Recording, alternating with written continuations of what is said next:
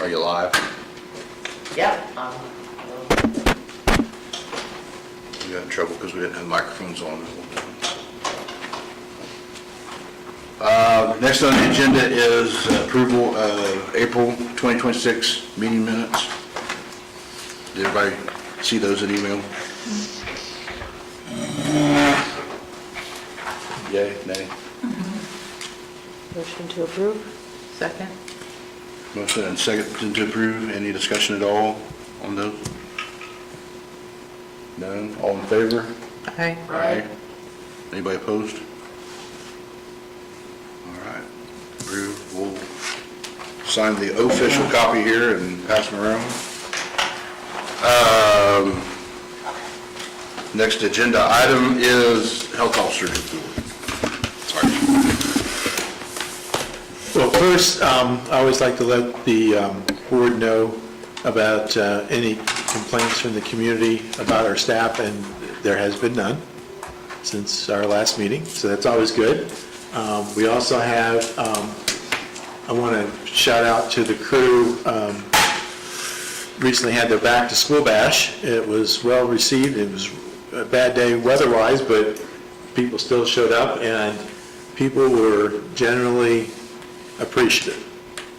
There was a lot of folks between the hearing and the site and the immunization and the different vendors that were here to help folks, and they even had things for the kids to do to entertain them.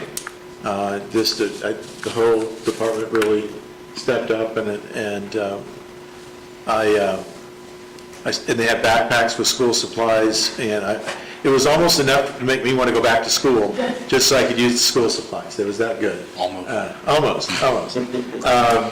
Since we last met, I've had a number of interviews with WRBI. They continue, I don't know if the board knows, but usually about a monthly basis, WRBI will spend about a half hour with me, and they'll post it usually on the morning part of their shows, asking about what's the health department doing. So I brag on them a lot. And then it's usually contemporary to that time of year. So this last one had to do with being careful about heat injuries, food safety, especially with the 4th of July fireworks safety. We talked about vector illnesses, mosquitoes and Lyme disease, and about how some of the things have been shifting into the area. And I was able to remind folks about, earlier in the year, I talked about getting rid of those buckets and tires and other things, collecting water that the mosquitoes love so well. And then more recently, I think you may have seen some of the information on the new vector parasite that is in some fruits and some salads, pre-packaged salads. I can never say it right. Cyclosporiosis. Oh, there you go. And we received a notification this past week from the Indiana Department of Health. There's also getting stuff from CDC. As soon as I received the stuff from the IDOH, I shared it with area emergency departments to make sure it was on their radar. This particular parasite has really kind of taken off in Michigan and Ohio. There have been cases reported in Indiana. Think of it like your worst case of GI upset, and the usual stuff doesn't work. And unlike those other types, usually it's supportive fluids, this one there's actually an antibiotic to take to try to help clear it. So that's something to keep on the back burner. Wanted to remind folks that County Fair is coming up, a lot of neat stuff.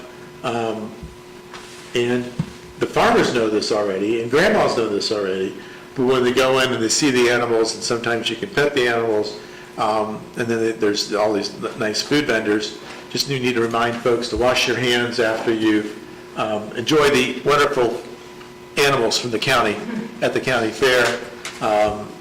This week is Franklin County, so we might remind some folks that go to the Franklin County Fair. It was quite the shindig. It won't be as good as Ripley County Fair, but that's okay. Just saying. So public health is on the forefront of a lot of different organizations. You may not know this, but it is one of the 5 pillars of the AMA.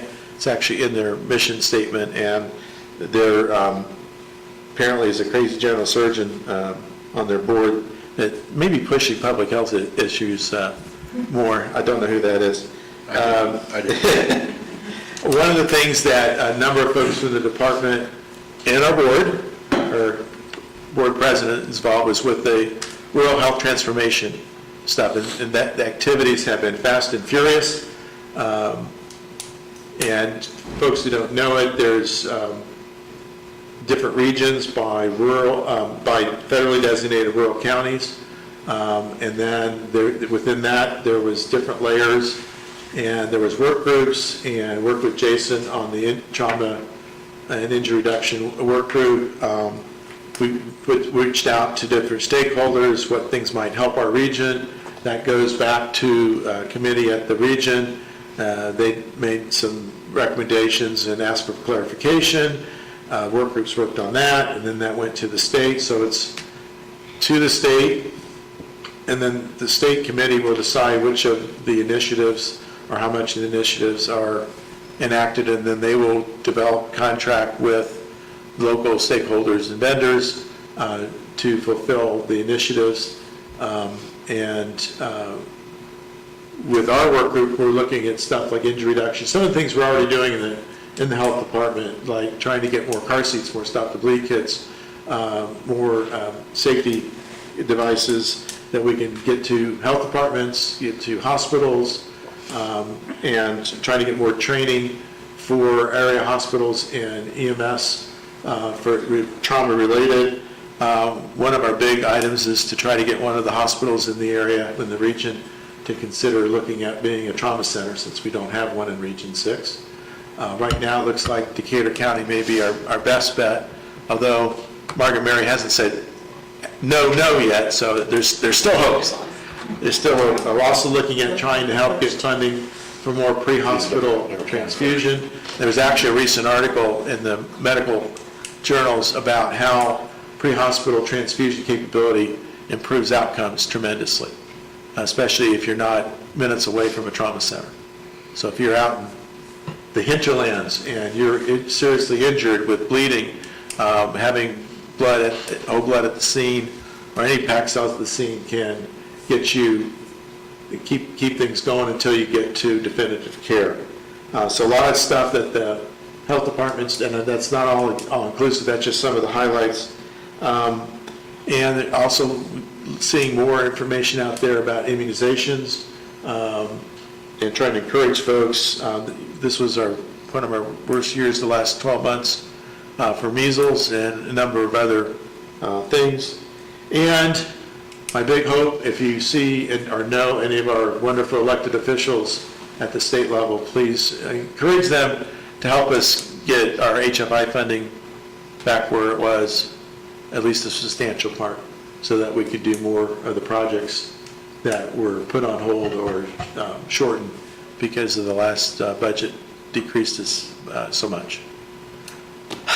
Lots of stuff. Any questions?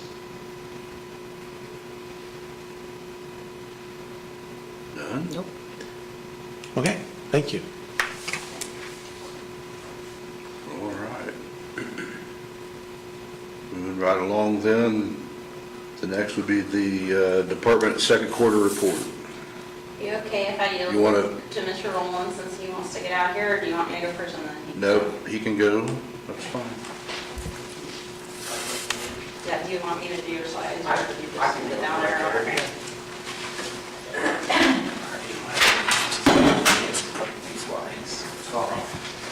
I don't know if I'm able to get up there. Yeah, that one works, and I'm not sure why that one doesn't.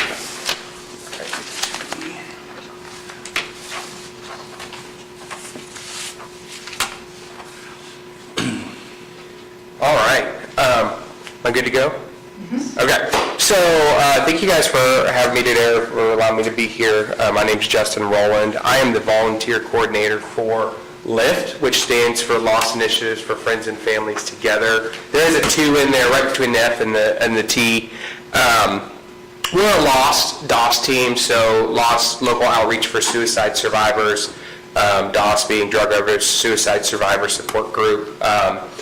We're a post-intervention program, and so I wanted to talk to you guys a little bit about today about What we do, just to, one, get the word out. Some of you guys may be familiar, at least have heard of Lyft before. Some of you guys may have never heard of us before.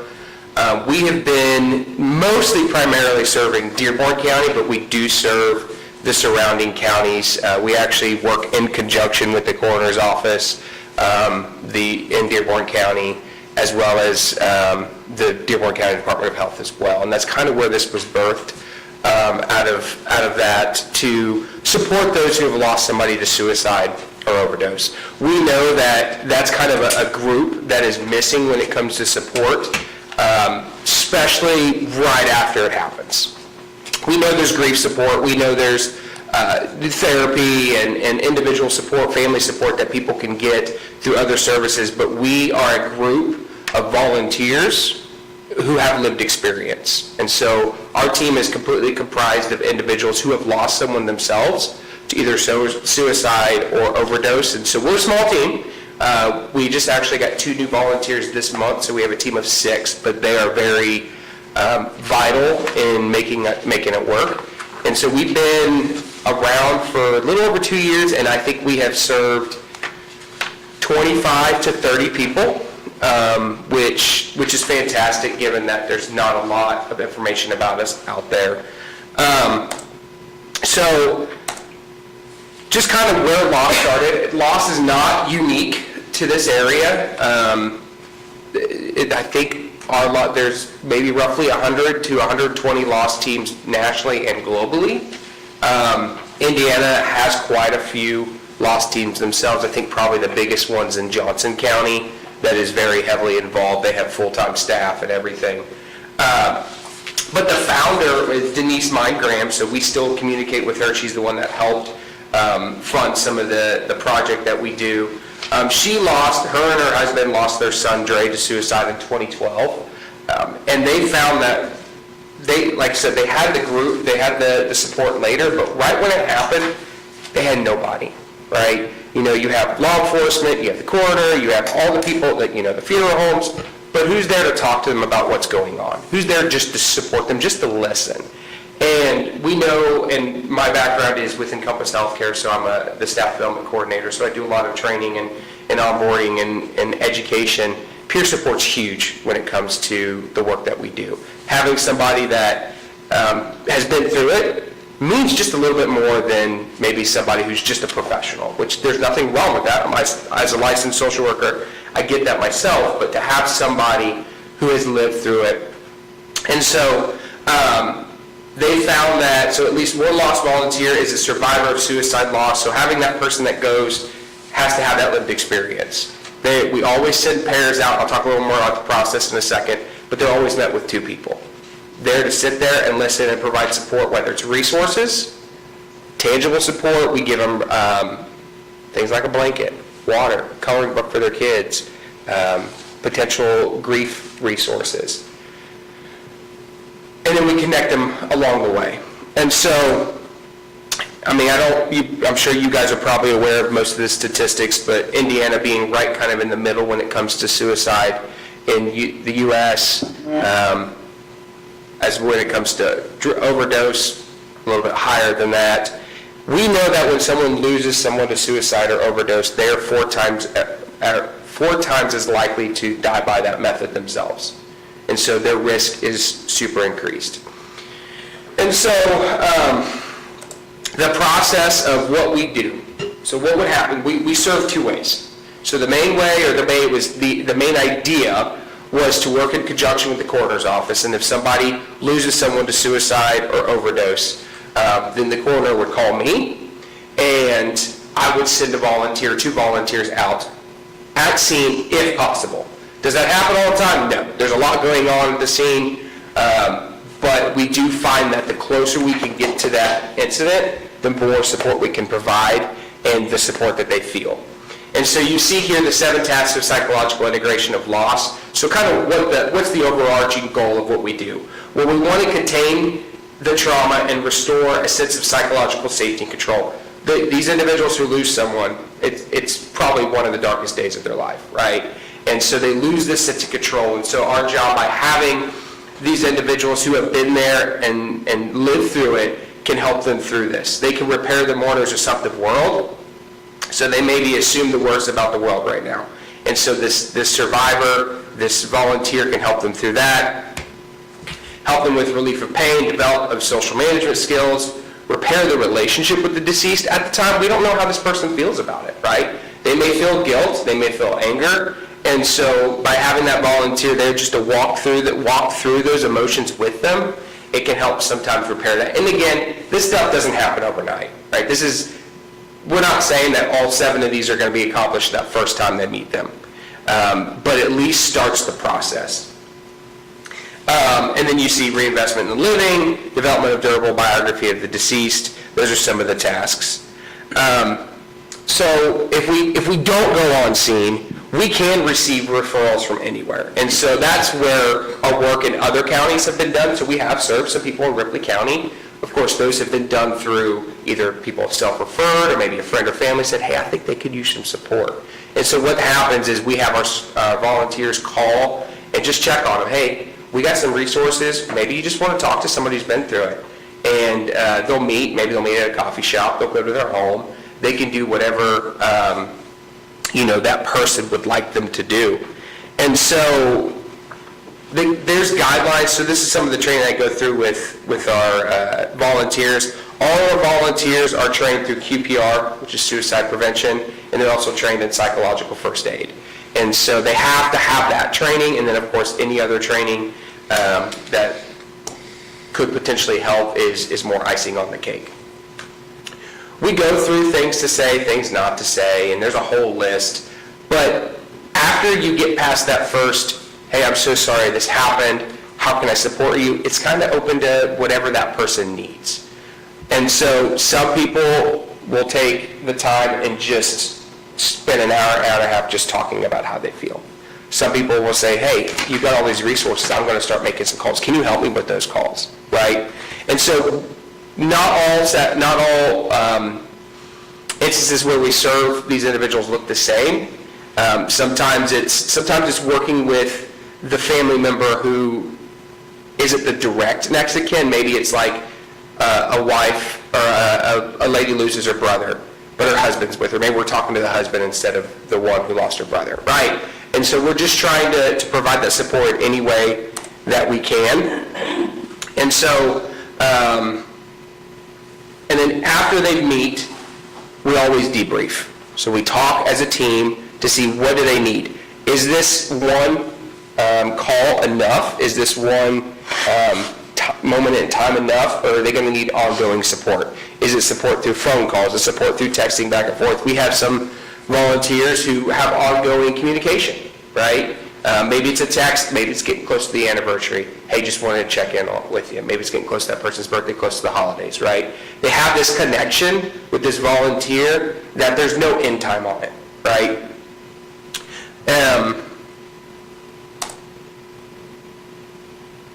We do have all staff, or I should say staff because they're volunteers. All volunteers have background checks, so all the background checks are done. They all sign liability and confidentiality waivers, and we go over expectations.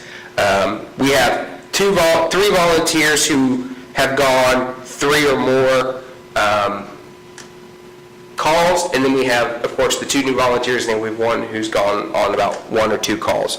We always have our more seasoned volunteers start and lead, and then as we get the other volunteers going through and increasing their experience, we let them take lead. This kind of goes through the procedure. This is more so for our volunteers, but just to give you kind of an insight into what we ask them to do. If they do arrive on scene, which again we only can do in Dearborn County right now, they have to wear a volunteer vest. We stay completely out of the way of any investigations that's going on because they got to do their job. We are sometimes meeting outside with the families, just kind of supporting them. The volunteers always meet together and go together. On scene, we never have them go separate, just so that there's no confusion. If it is on scene, we try to respond within an hour. If it is a delayed call, we try to communicate within the next business day. Really, we don't run on business days as volunteers, so even if it's a Saturday, they'll reach out and call them. But we try to at least make contact within that day of, hey, we got this referral, make a call, see what they need, and then they can kind of decide when and where to meet. Some of the resources I kind of passed around. We have more resources in that folder. Things from like, what do you need? We have local agencies, grief support, therapy, but then there's one that's actually from the Department of Health that is, what do you need that day? What do you need that week? What do you need in a couple weeks? Things that people aren't really thinking about when this is going on, because there's a lot going on up there they might forget about. And then there's a really cool booklet in there. It's the blue one there that has books, podcasts, audiobooks, things for teenagers, kids, adults that we give to all of our individuals we serve. And there's a QR code in the back. And if they request those resources, we will pay it. With our partnership with One Community, One Family, and the grant funding that we have. That way, all the resources we can give them are free of cost, right? There's no charge, there's no cost for our service for any of the people that we serve, and I believe that can help them.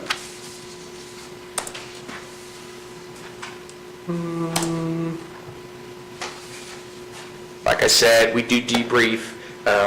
I'm in constant communication with all of our volunteers throughout that time that we are there, that they are there, and if they need any extra support, I'm there to provide it for them. And then when we're not meeting, because given the nature of what we do, sometimes it's a good thing that we don't go out, right? Because it means there's less suicides, less overdoses. We do meet as a team monthly to bi-monthly. Or every other month to ensure, check in on them, because it's tough, right? When you are responding to a scene or you're responding to someone who's lost someone, it could potentially trigger some of your own emotions. So we make sure that all of our staff, or I keep saying staff, I apologize, volunteers are taken care of and are able to have their own cup filled so they can fill others' cups. That's all I got. Any questions? Are you specifically for on the scene? I'm just, in my mind, I'm thinking of schools, and I know it's possible, that's where I live, had a suicide a few years ago, and they were kind of looking for who could come in and talk to students. I don't know if that's something you do, or if it's specifically like families, like immediate response. So our team specifically is for that immediate family, it could be a friend that's there. We don't have anything in place where we go and like talk to groups of people. You're not the first, and you will not be the last to ask that, because that is a need.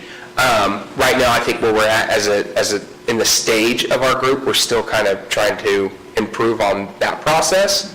But I know that's a need, and I myself have a lot of experience in prevention, postvention, intervention, just through this and my job at Encompass. So if there's ever that need, they can always reach out to me, and I can connect with somebody. But that's a great question. Do you have any interaction with EMS or law enforcement? I ask that because EMS in Franklin County is applying for a grant to get training how to deal with this sort of thing at the scene. Mm-hmm. And just today there was a jumper on the Brooklyn Bridge that was averted by the NYPD. And you could tell the interview of the police officers involved that they were going to need some debrief themselves. Mm-hmm. But New York's Police Department, they have so many of these, they actually have a special unit, mm-hmm. and they do a lot of support within the group. But I didn't know if you have any interaction with law enforcement that responds to that scene, or EMS, or... Not with this program. So in terms of giving them support, is that what you're asking? Yes. Yeah. That's not what this program is for. I do know that there is, I don't know what programs are out there specifically for EMS, for law enforcement. We do have a lot of people that are, whether it's mental health first aid, it's crisis response, it's, I do an intervention program, but that, is more so for in the moment of someone who's having thoughts of suicide, not those who are experienced it. But I am in communication with Franklin County. I think you mentioned something about Franklin County Right. too. So I'm trying to work with them on the same process of connecting with our lift team as well.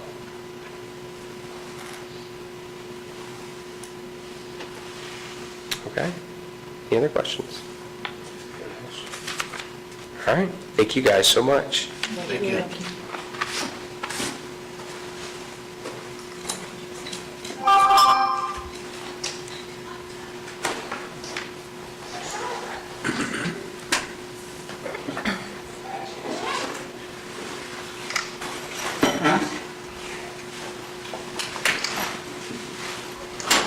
Document.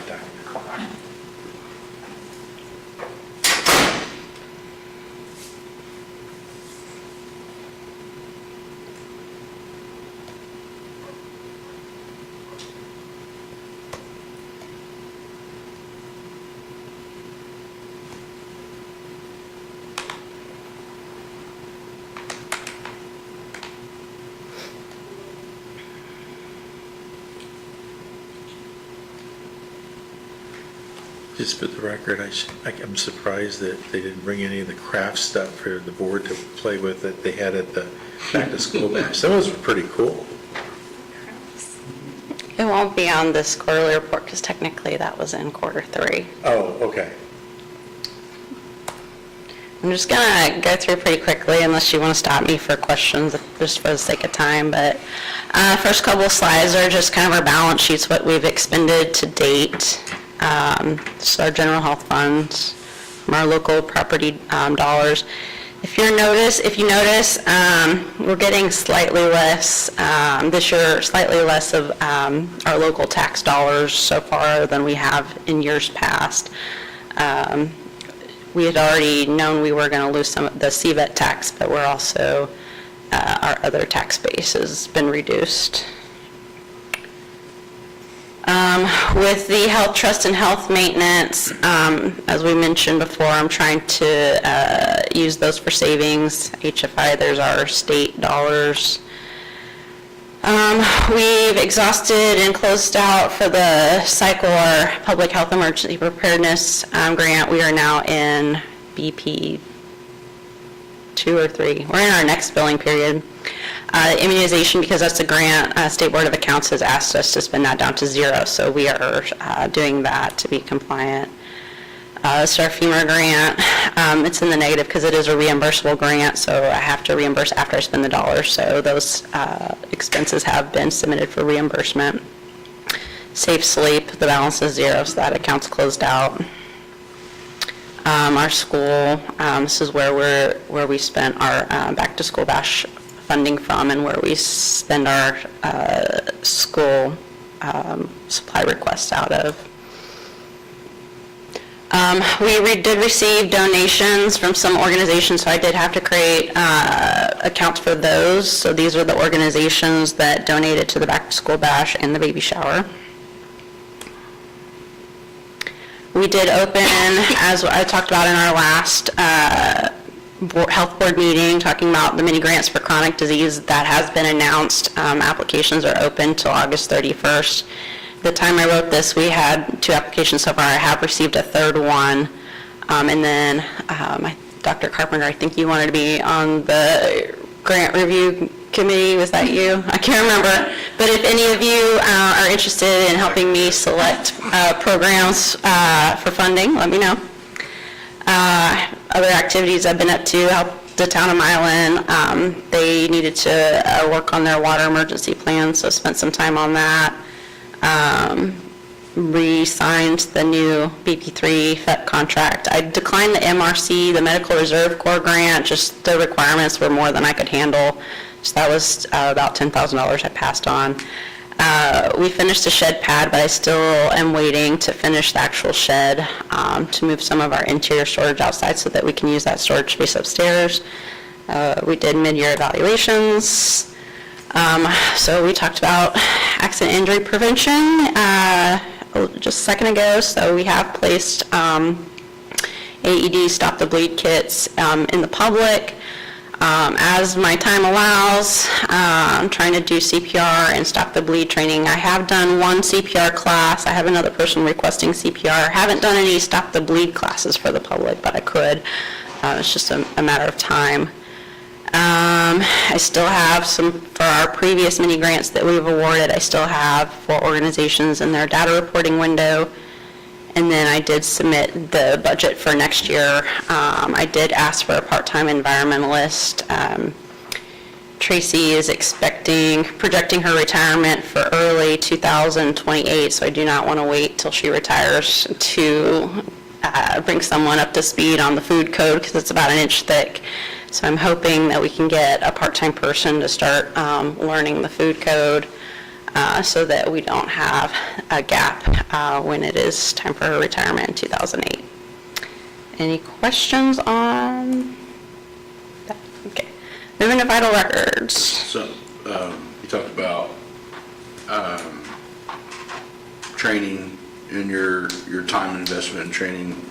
Are you, for my knowledge, are you the only CPR instructor in the health department Yes, at Stop the Bleed? So, yes. as those, if you have requests for classes to come on, you can punt those to get us. We've got Yes. instructors falling all over each other trying to Oh, okay, get classes. So okay. I will send them all your kinds of way. people over there to teach. Okay, We just had 4 or 5 new ones within the last 2 months. So. okay. I do get some weird requests, like I need the first aid part, but not the AED part, and I only buy e-cards for the everything. So if they just want one and not the other, then assuming. Yeah, you can send those over. We'd have to have an instructor who's willing to do it, but I mean, we can do that, but we do cards Yeah, as the class is over. So if it's a class and they only want one thing, then you can we'll get facilitate a that. card for that. So, Okay. yeah. All right, so Missy attended the IVRA Spring Conference, and she is the vice president. She is hoping that she can become president. Was it later this year or next year? It'll start in January. In January, that's her goal. And she also got her notary commission. Okay, so she can notarize the paternity affidavits now. Yay, they don't have to go down to the bank, so save our customers some time and some money. These are our vital record statistics. We had a little, How long is her tenure as president when she becomes president? How long, what? Is your tenure your term a as year. president? Just 1 year. It's a year. Okay. And once you're selected vice president, you just step up to the following year. So our child fatality review team, we were part of a regional team that our Ripley County prosecutor was leading that team, and then he hung up his hat on that.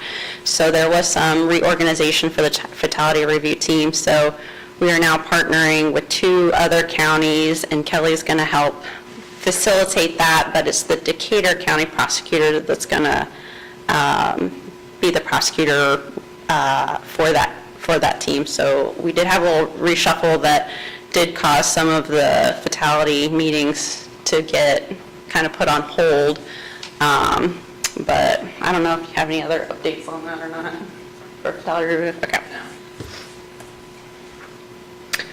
All right, our revenue, our contribution to the coroner's fund.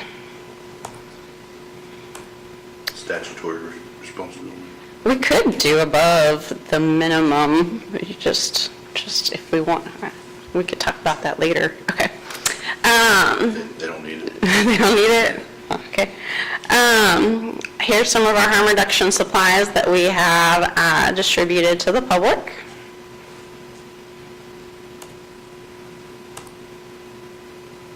Here's some of the education and incentives we've provided for our maternal child health program. We did add Spanish to our Bright Lesson courses. We're working on doing, right now they get emailed the course. There is the option of texting, but there's a lot of compliance that goes along with it. I don't know if it's going to happen, but something we're looking into.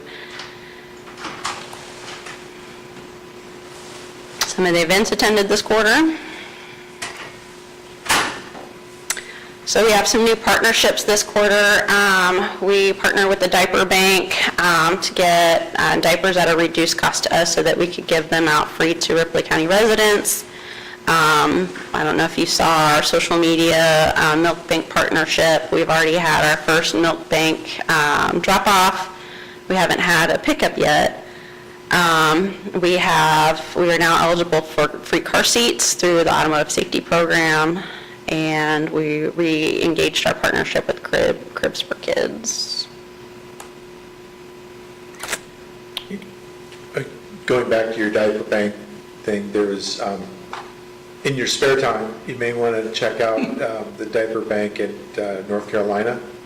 The AMA Alliance helped donate a bunch of supplies to them when they had their meeting there earlier this year that I got to attend. And they have hygiene products kits too. And actually the people at the Alliance meeting helped put the kits together for the diaper bank. So just Worth looking into. FYI.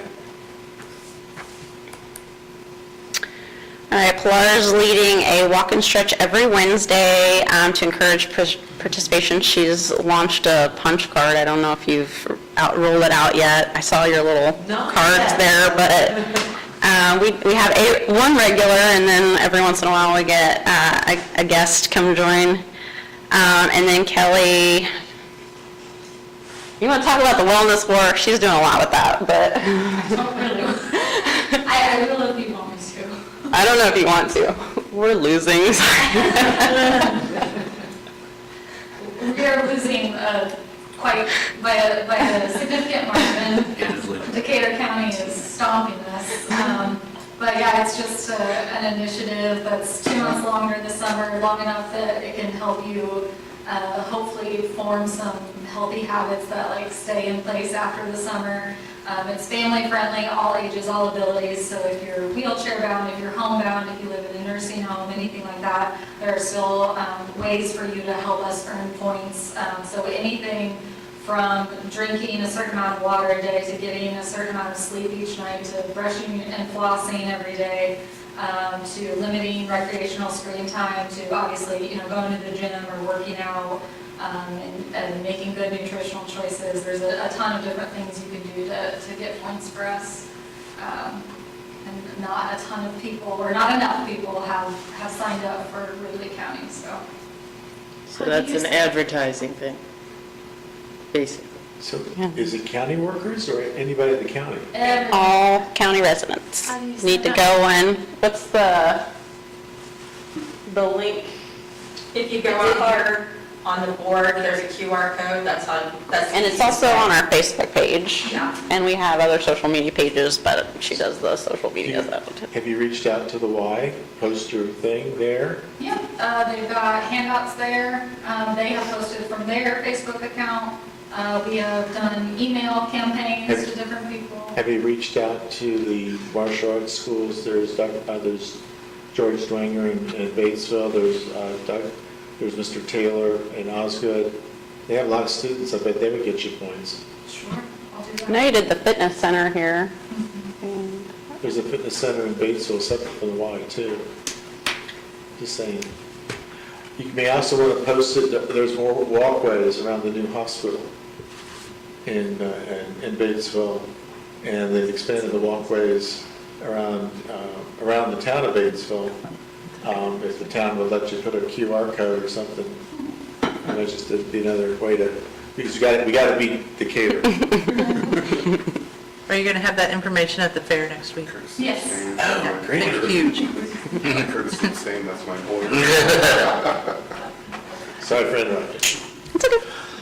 All right, we also had sorry, I'm dumping slides here, Senior Wellness Expo.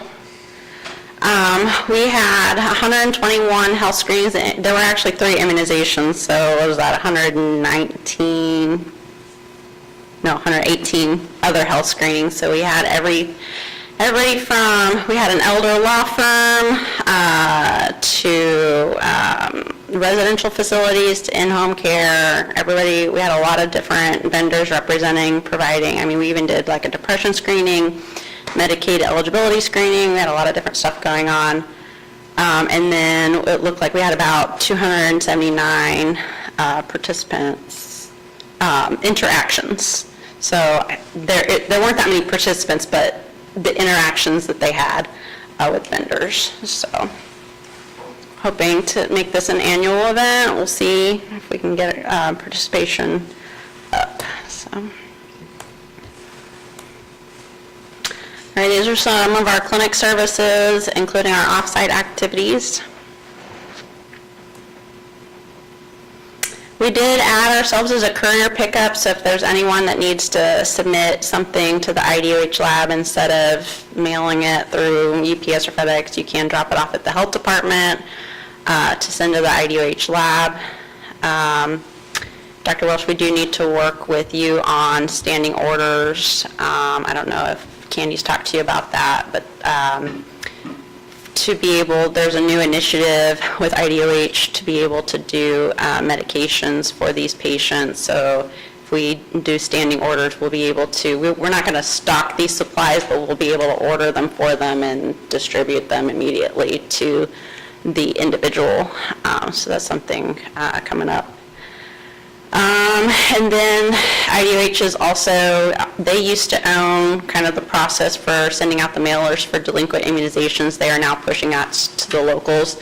So we now get the delinquent immunization list to do with what we want to do with it, I guess. But we still, I think Candy's still taking charge of mailing those out to families. Clinic revenue. Disease investigations.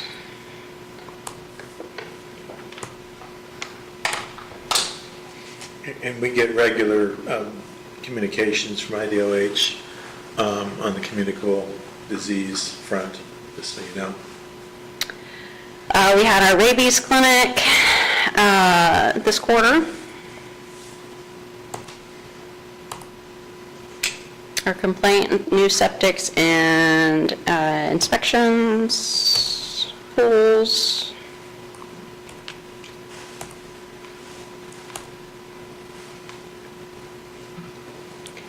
Housing complaints.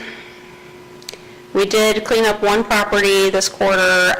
We demolished a unpermitted, it's like a mobile home trailer with shed. The gentleman was living in that shed pictured, but we demolished both, and that's the after picture. Food. Tattoos. No tattoo complaints. Revenue from the environmental department, or division. All right, our FEMA team. They had, this isn't the exact number because cases are continuously undergoing abstraction as more information is coming in, but they have had, she's had 6 meetings and 8 cases reviewed. She's also doing, not only is she working with Kelly on our Ripley County baby shower, but she's also working with other health departments with their baby showers. Some of our news coverage.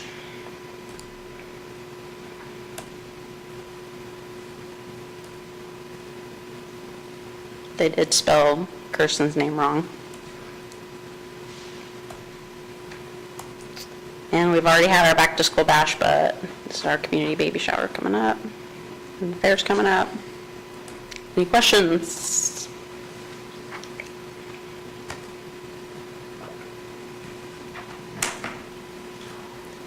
Just to put on your radar, Dr. Weaver's planning to come down in August, and I haven't heard back from Michelle Matern, but they had asked whether we could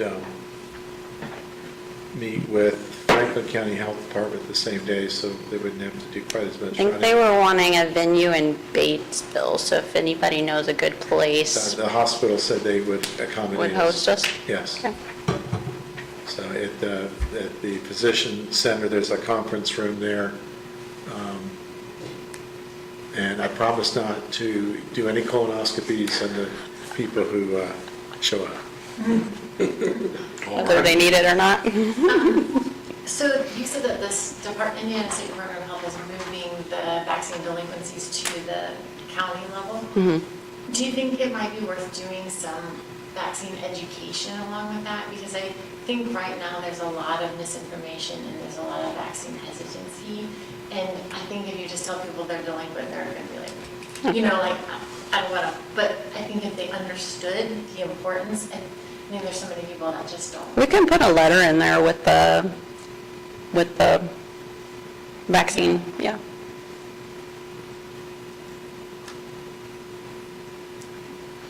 Anybody else? All right. Next, we have Mrs. Schmaltz.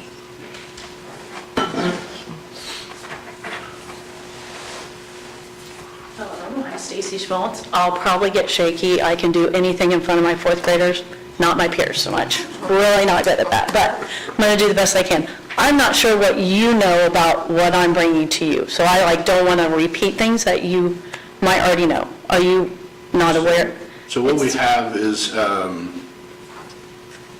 by email, and folks, correct me if I misspeak or say something that doesn't make sense. We have and I think you have all this as well.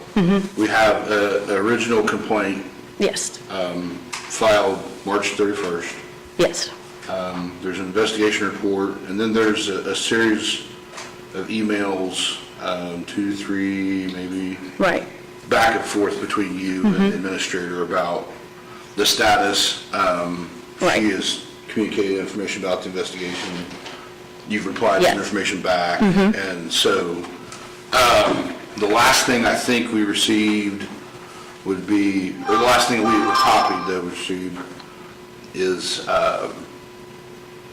the 6th of July, you made a response inquiring about the determination of his, I'll say part-time residence, I guess that's the best way to put it. okay. Questioning how that was arrived at, that conclusion was arrived at, and then I Right. believe that she said that you had made some reference about speaking to commissioners, maybe, another party, and then she said this would be the first step to come and talk it out here. So that's as much as we know. So, okay, I'll give you a little overview. I've made 3 complaints, and it's been over about 2+ year period of a man living on a property that we all know. I live in Rexville, so I don't have real high standards if you know where Rexville is. Like, I can put up with a lot of stuff if you know where Rexville is.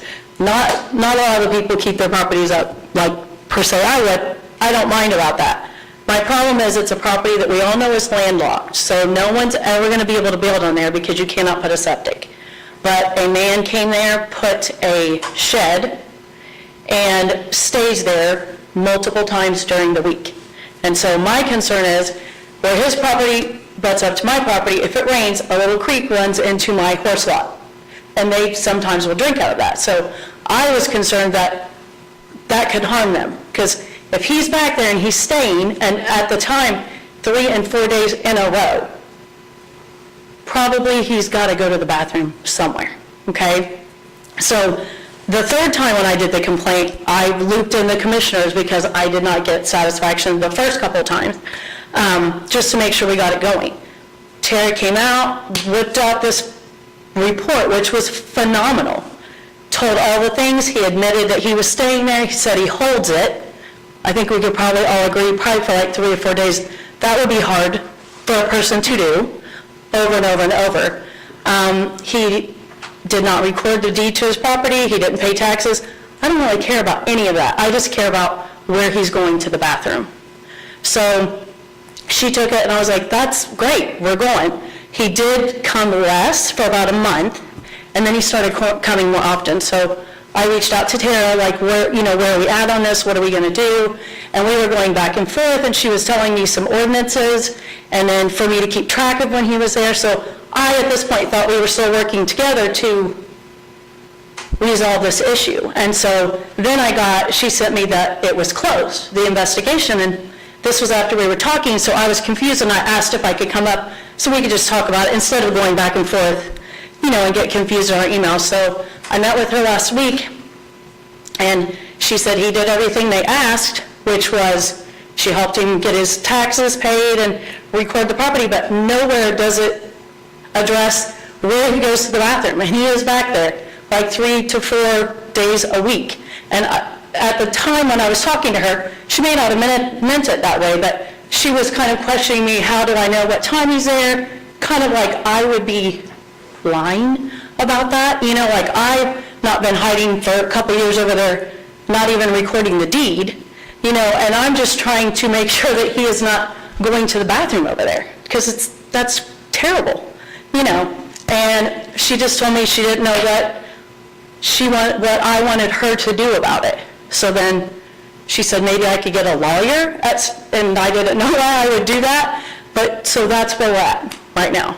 And I just don't know where we go forward. I did talk to the property owners that are in front of him, and I talked to the grandma that lives there today, and she said he is there all the time. She can see him at night, the lights, he has an air conditioner, he runs an electric cord to the neighbors and plugs into the back, which Tara did report that in the initial report, that he runs that in there. But she said she went back out, and it was good, and it was like, well, for a second, but he's right back to where he is. So I just don't know where to go forward with this, because then I was like, maybe this wasn't even the right place. So I did call a commissioner, and he said, no, this is where you would go with an issue like that. So what would your suggestion be going forward with that? I guess, does somebody know something about this? Because I don't know enough to know how is this normally handled. I think that's a valid complaint. I don't to know. say- And I even had Tad, because Tad was in on it here in March when we were doing that, and he said, the property is landlocked, they can never build on it. He can never build on it. I do want to add, he does have an easement, and that easement is for driveway and utility. So he could, if he wanted, which he does not, he could run utilities. But he couldn't run a septic. He could do a septic, yes. Are there some rules on, like? We do not have a housing ordinance. All I can say is the building department did go out and they did permit the shed. They permit it as a Shed. shed? But he And wasn't. he cannot, and the question is whether what he's doing constitutes living there, whether when we walked the property, the only evidence we saw was the sink discharge. We did not see any evidence of sewage dumping. Is the frequency of his stay, is he necessarily dumping sewage? If he's there one day staying, that could potentially affect my property. And when, in the report, it states the person that went out with her said they could smell feces when they were in the shed. They could smell a slight odor of feces. It says that in the report. But like 1 day, 2 days, does it matter? I mean, eventually he's going to have to go to the bathroom. And it's going to potentially affect my horses, which are like our family, of course. And I just don't know where to go from it. When I talked to the lady this morning, she said when they talked to him the last time, because they have to tell him to quit cutting their trees, he said he was planning on building a house back there and bringing his entire family to live there. And he has no septic. And as far as I know, Tad had put in there that he could never put a septic. Maybe that's different than what it is, but when he sent an email to me and to the commissioners, it said he couldn't put a septic in there. Regardless, he hasn't. I'm not real confident he will, because he's been like living off the grid over there for years. I don't know. I just don't know how to keep him from. So I'm sorry, did I interrupt you? No, that's good. So whose property, you say he has an It's easement? his property. He owns it. But he has an easement on Whose someone property? else's property. Whose Jack property? Ork owns that property. He has an easement on. And I talked to him last night. So would you have to? Is that registered as a legal, because it doesn't appear on the GIS where he has an easement? Let me, He did get an address when he filed his deed, he did get an address for it. Laura, do you remember what the address was? On GIS, it says it's 60, whatever the little That's dash, the whether it's a dash, foot or a 60-inch easement for road frontage. If you look up the tax parcel ID of 69-18-17, on there, it talks about an easement on there. because the quitclaim deed was recorded this year. It's a 60 easement for utilities and ingress and egress, so because it's for utilities, he would have the capabilities of then putting in whatever needs to be done for code, electric, sewage, water, that would be out there. I don't know Yeah. well enough to know whether you give city water, city sewage. We have, like Canaan water, and we have septic tanks. Okay. But because he has that easement, according to GIS, I'd have to look at the actual, Which is great. If he would do all those things, that would be great. But I'm just concerned, and he's been there for so long, if he would move in another shed and another, like, how would we eventually stop him? So the issue is that it's a shed, but he's using it as a house, but we don't have proof that he's using it as a house? Like, is there a way He to says he get? does not live there. Right. Because he comes after work. So, to tend to his chickens. I mean, and I'm literally, it's frustrating that, like, it's my word against his when I live here as a resident my whole life doing what I'm supposed to, and he obviously has not been for years. But with Tara and I, when we were talking this past week, it's like I'm having to prove myself. I mean, it's clear. I called the neighbors in front. He's there all hours, stays there at night. So, that's what I'm gonna I mean, ask. I don't know what else to prove if it's my word against his. Yeah, he's got. You're not our legal counsel, so if you want to defer, that's awesome, but you obviously have the brains. So where, and maybe this is specific for a case like this that's different from others, but where, to get to what Mr. Schmaltz says, where does the burden of proof lie that, to move forward with any action or any recourse, any sanction to say, I mean, we've interviewed neighbors, she's interviewed neighbors, spoke to neighbors. He admitted that he stayed there in the report. and It's documented in the report that he's been there. I would say the original report says, I think the health department even kind of said he was living there, but then went back and everything had been rectified and fixed. And so no, he's not living there anymore, which is, I think, what Tara's. But that's not true because he still is living there. If there is any other order to give, it has to be enforceable.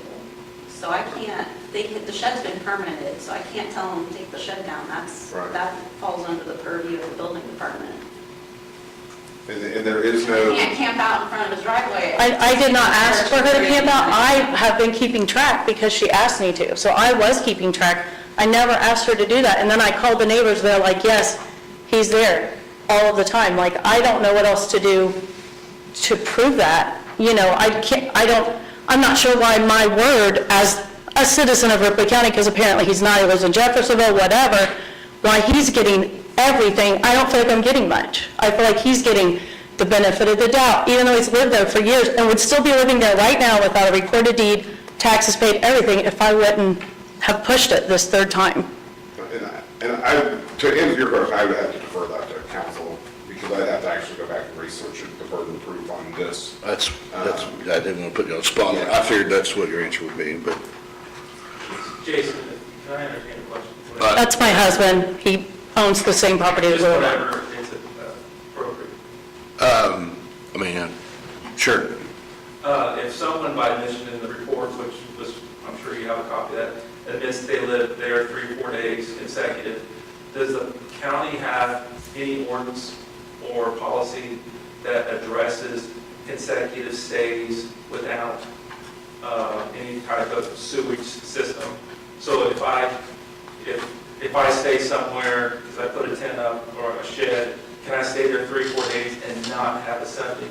I don't know if that's, is that addressed anywhere, like, in terms of, is that even an ordinance? Is The there only anything thing to that I was able to find is with the building department, if you have an RV, now an RV has a Yeah. holding tank, but you can stay, I think it was 7 days straight, up to 14 days a year. But This there's is not, this is not that not, scenario. yeah, So this scenario hard to compare. would be to allow someone to build a shed and just off the grid, obviously it's off the grid, it's there all the time. He runs a stitch cord to the neighbors, it won't be a cracked case to figure out who lives there. So that burden will be proven in no time. Easily, yeah. But can I stay somewhere 3 or 4 consecutive days by admission, even when I'm confronted with this wrongdoing? I don't think he speaks in English, but I think you at least got enough. He said, yes, I stay here 3 or 4 straight days. So the only issue in question is, do we have any ordinance or law that addresses consecutive day stay at a curtilage, which he's calling his home, or his temporary home, without appropriate septic? And that's really the crux of the only question that we have. Because I'm fairly certain this could be an environmental issue if you say, well, actually, it addresses the RVs. I mean, we know about these because we used to be camping people and we have to discharge that. But I hate to say there's a loop in our hole that says, unless you build a rinky-dink shed, you can stay here for 3 or 4 days and then come back another 3. It just seems like that might be missing the spirit of the law.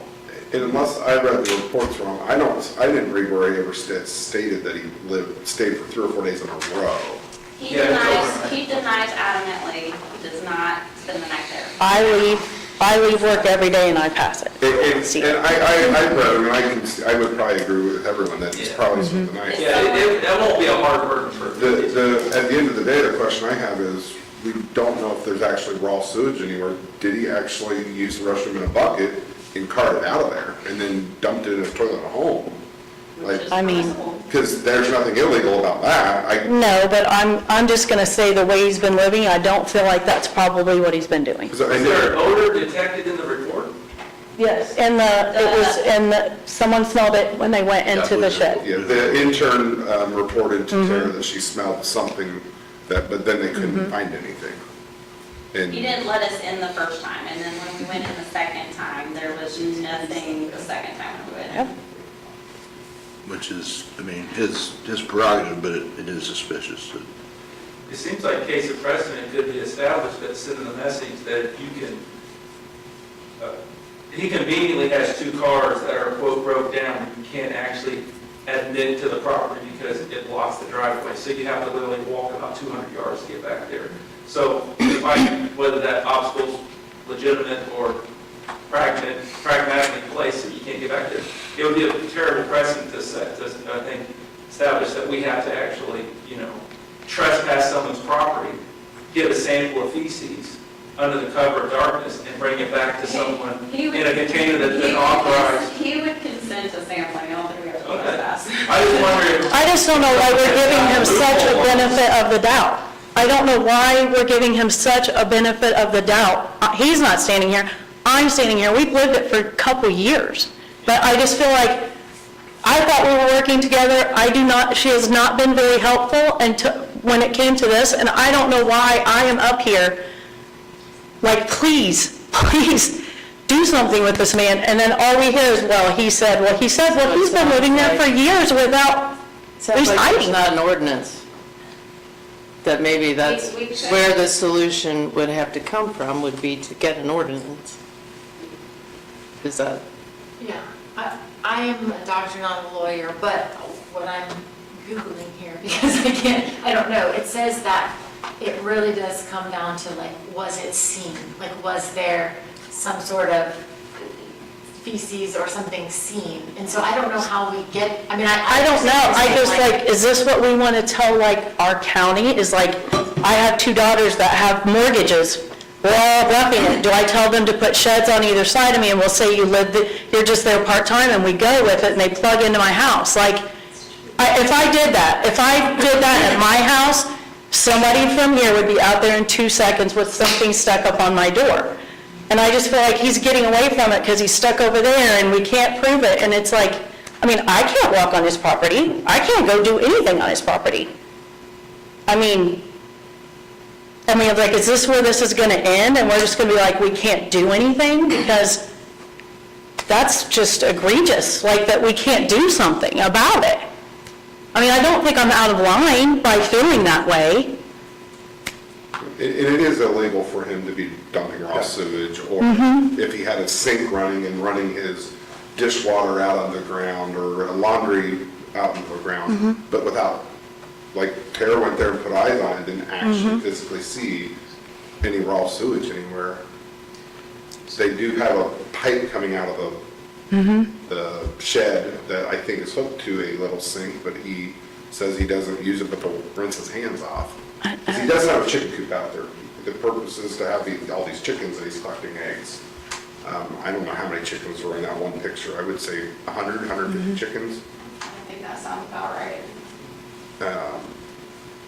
I don't know.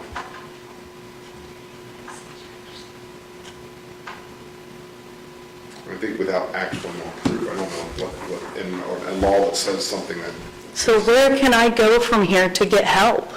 Like, where else can I go to get help? I mean, I can't believe we're standing here and like, we're just like, he said he didn't, we can't see it. Like, I know, people do meth, we can't see it, but they can get in trouble for it. People can go search their home, whatever it might be. But like, I just can't, like, because when I leave here, if that's what it is, then I'm going to make sure that everyone knows, do what you want, because no one's going to do anything about to it. search someone's home, you have to have probable cause, and then you have to get a warrant from a judge. Well, I'm just saying, that's why I came to you, because that's what I was to understand that you guys would do. And typically to get that probable cause, you have a law enforcement officer or a probation officer, and your husband works for Ripley Right. Probation, I know Shannon. They've been in the house, they've put eyes on the drugs, or they've done something, so they call the prosecutor. He wouldn't let them in until they came back out to check it to make sure everything was okay. And he has the right to deny that access too, without a warrant. So then, I just don't, so where can I go from here? Is there anywhere I can go from here? Do you have any pictures of the, of I everything that we're can't about? go on his property and look. I just know that for 2 years, he would spend 3 to 4 days in a row, not leaving. The car never left. 3 to 4 days in a row, living there. And I'm quite certain, I would doubt that he put it in a bucket and hauled it away, because he was literally hiding there. Would still be there, and no one would even know he owned the property if I wouldn't have pushed it this 3rd time that I put the complaint in. How close is your property to? He butts up to my horse pasture. To where he's staying? The property, no, he stays, but I'm going to assume he probably wouldn't dump it where he stays. So how far is where he stays from? You can see it in my pasture. She took pictures from my pasture. The yellow one is his, so one of these are hers. But Oh, you got that, I didn't. Did you printed off this thing? It might be down here. So you're actually not in an unusual position. Similar thing came up in an adjacent county. So her place is down here. And they were suspected of dumping Her place waste on a property that somebody was, they didn't own the property, they were staying there with a camper. They couldn't prove that he was dumping, even though it was pretty clear he probably was. They finally got the situation rectified because he had never, it was an RV there that he was staying in, and the RV, he had no documentation that it had been serviced for waste. And that's how they finally got that situation. But I mean, like an RV at We have, least. what I'm getting to is we have rules if somebody has a septic system and there's a complaint and the septic system is failed, then there's an algorithm we can follow. If somebody's got a pipe coming out of the house into the ditch in the front, which is also happened in another county, that can be documented. There are restrictions on health department personnel versus state personnel going on a property. And I know that firsthand from another county experience. And we only got that particular situation resolved because someone from the state came down and collected the samples that were necessary to make the case. We may need to talk to the state to see, and there's been recently new rules about what you can and can't do with, even if there's a septic system that has gone bad on a property.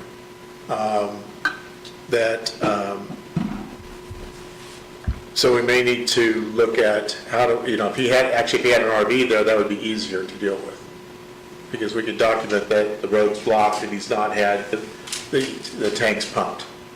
And that's how we were able to solve the problem in another county. I'm not a forensic specialist to know how you get samples from somebody. I may have to think about this a little bit, how you could get samples that you can get fancy if you're in the big city with DNA and stuff from fecal sources. But I think this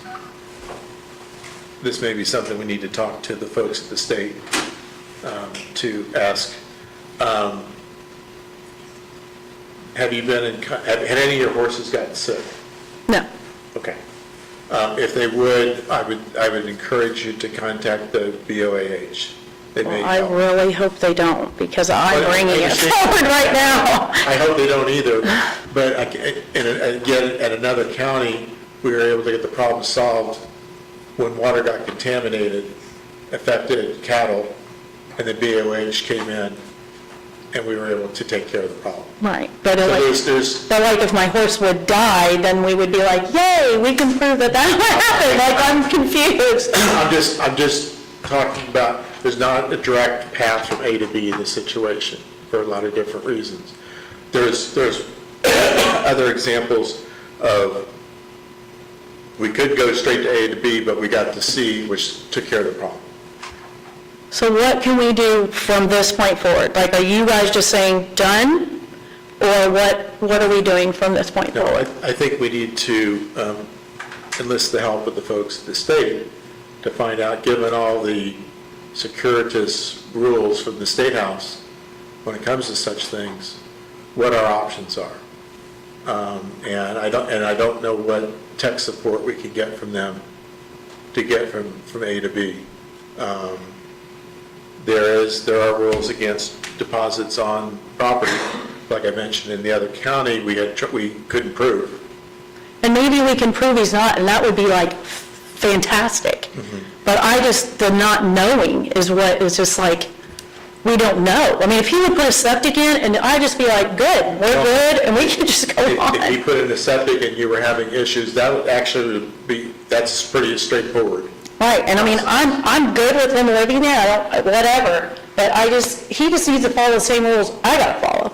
I understand, and we hope everybody follows it. Unfortunately, not everybody does. Yeah, And then how do you intervene? And as he had mentioned, there are rules and regs that we have to follow. so is this something you guys can then check into? Or like, is this still something we're working on, or? Well, is the examples I gave, and I can't give names, but Right, it wasn't a straightforward thing in these other cases. It was, we knew where we needed to get to. It's like, okay, how can we utilize the rules that are available to us? Right. And get to point B, the target. And follow the rules that help us Right. and constrain us. okay, so that's something you guys can work But on? I think we need to probably talk to the folks at the state level saying, because this is not the only county this has come up. Okay, So it is not unusual. okay. And And I would just appreciate if you try to help go further. I'll do whatever I need to do to help with it. I know the people that live in front would do anything to help with it. And it was mentioned earlier about camping. So, for instance, in this other county that I'm involved in, people are supposed to be camping no longer than 2 weeks at a stretch. Some are camping year-round. If you go about 5 miles around my house, you have about 10 of those, but they don't butt up to me, and they're not my problem. Well, I'm just worried about what I'm saying it. is, this isn't the only place this is occurring, Okay. and it can be challenging. In the other county, for instance, we had to go after the campgrounds sewage opportunities. And we had no effect on the campers, but we could affect the landowners where they were camping at. And in some cases, quite frankly, the homeowners or the landowners are afraid to push the campers because they're afraid of it. Right. And we'll be done here, but maybe a reasonable standard will eventually present itself. It will become not reasonable that someone goes beyond this time period and doubles it, or it turns it into a weekend. Sounds like you want to write my housing ordinance for me. It's just a reasonable standard may be a case of just when applying reason, he's been there for, weeks, a week or two, and there's no an application for septic, there could be a reasonable standard of like, it's not reasonable that someone, unless he could articulate with a truck and a way to exercise the dismissing of his material, it would be very difficult to pass a reasonable standard test of like, he's here for a week at a time, he's invited more folks.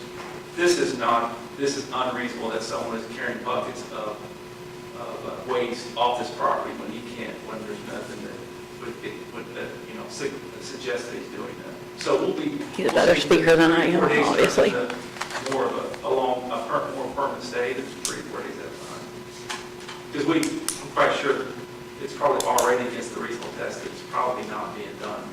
He's probably not hauling buckets out of that with cars. The Jeffersonville. Wherever, yeah. Mr. Miller, I have a legal opinion question.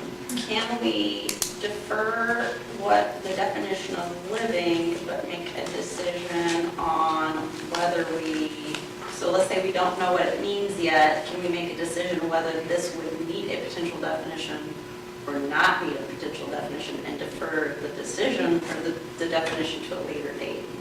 Well, before I came, I even looked up what it meant to be a resident, what it meant to live there, and you really got to look at, to a point, what kind of law are you looking at? Because in family law, to be a resident of Indiana for divorce purposes, you have to have lived in the state for 6 months and then within your county for 3 months.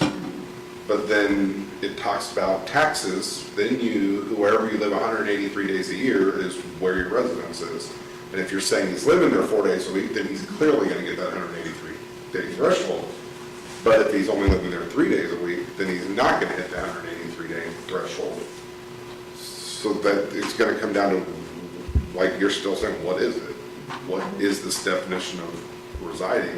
Because it talks about where does this mail go? Well, there's no mail receptacle at this He gets it at the location. neighbors in front. There is something in the report from Tara that the mail goes, some of the mail goes there, but he talks about his mail goes to Jeffersonville where his family lives. Who is his family? Is it a wife and a bunch of children? Is it just brothers, aunts, uncles, and cousins that he just lives with when he's And there? does he have kids? I think he's got a wife. He has a child and a wife, as far as I know. So I was trying to decide what it meant to reside there also, just by Googling it, because sometimes Google is our friend, sometimes it's not. Yeah. I think camping would be an analogy that might be best suited to this, as opposed to a dwelling. But we also want to be residence. careful because we don't want to restrict a person's use of their own property. So there is that fine line.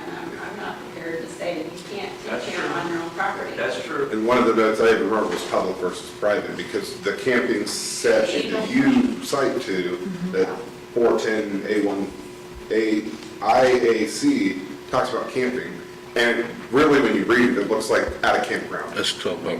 Yeah, public That's what I got. campground, that The is, closest analogy I can and come up if with. he has a campground on his private property, that is not public camping.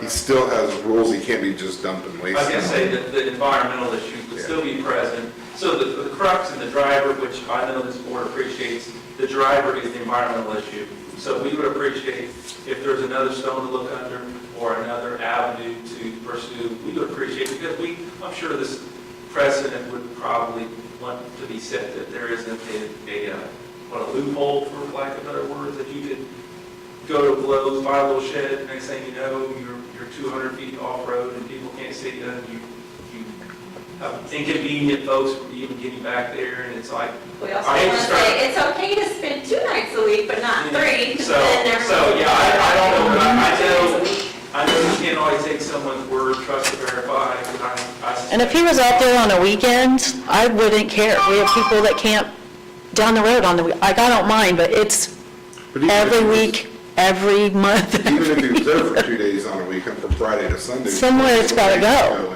you're right. Yeah. Because you're saying I mean- if he's there 2 days, you're fine with it. Well, But it's like, and really, I know. I'm fine with it, but- I mean, because when it's week after week after week, then it's like, I mean, the people at the end of the road, once every couple months, they'll stay for a weekend. That's fine. But it's every week for 2 years plus now. And thank you for looking into this. And he's obviously a better speaker than I am, but I tried to hold my You did a own a great little job. bit. Tried to hold my own. Didn't shake. I really appreciate that. I'm assuming you thought we were fourth graders, so that's, Well, I kind of just, sometimes they tell you to picture people without their clothes on. I just pictured fourth graders all over the place out there. there you go. But Fine I job. appreciate your time and listening. And if there's anything else I can give you, let me know. Okay? So it's not done. We're not done. We're You're checking it. Friend of State, we'll also do some more research with as far as the legalese goes with that, as far as making definitions I and, will say the state's just going to say it's a local determination, so well, then we'll make a local determination. that's my, what I'm going to guess. And I don't want to infringe on anybody's rights to use their personal property, but like they said, the environmental issue is the whole crux of what brings us here. Discharge of deleterious substance is a punishable offense. It's a misdemeanor. I wish I had a neighbor get that. We did not push this. This is, you can, yeah, so we know it's a crime because our neighbor found out what the word discharge of deleterious substance means in the criminal court, so it's real. I guess an avenue you could take is contact law enforcement and get a report over to Rick Hurdle at the Ripley County Prosecutor's Office and see what they're willing to pursue. This sewer was going straight in the ditch and we all really smell it. Yeah. It was very clear. And even though I was weeding it every week, I never once complained to local authority because he's our neighbor. And He has it wasn't going over his life. But somehow he got wrapped up in a case. So, That'll happen. Shoot, all right. Does anybody have any other thoughts or ideas or? Have you had the water samples? That might be something that you might consider, is having it, and that can Your- It's just be when it rains, yeah. Right, you would need to get it when it For it rains. to be flowing enough. yeah, but I mean, you see what I'm saying? That might also be one of the easiest things to do, is just get a water sample. And do that in conjunction with the BOAH. Like I said, that's how we were able to solve it in another county where cattle. maybe that would be their advice if you are already in contact with officials, they may give some better directions on how we could, what we Right. could do. Like I say, the Department of Health couldn't help us on this particular episode, but the BOH did. So each department has things they can and can't do. And they help solve the So problem is in that- the county. Does that water flow then when it rains to like, I guess to West. the southwest and comes in like the back part of your, Yeah. okay. Because your property doesn't, your properties do not physically touch each other, but I can see where the runoff could come across.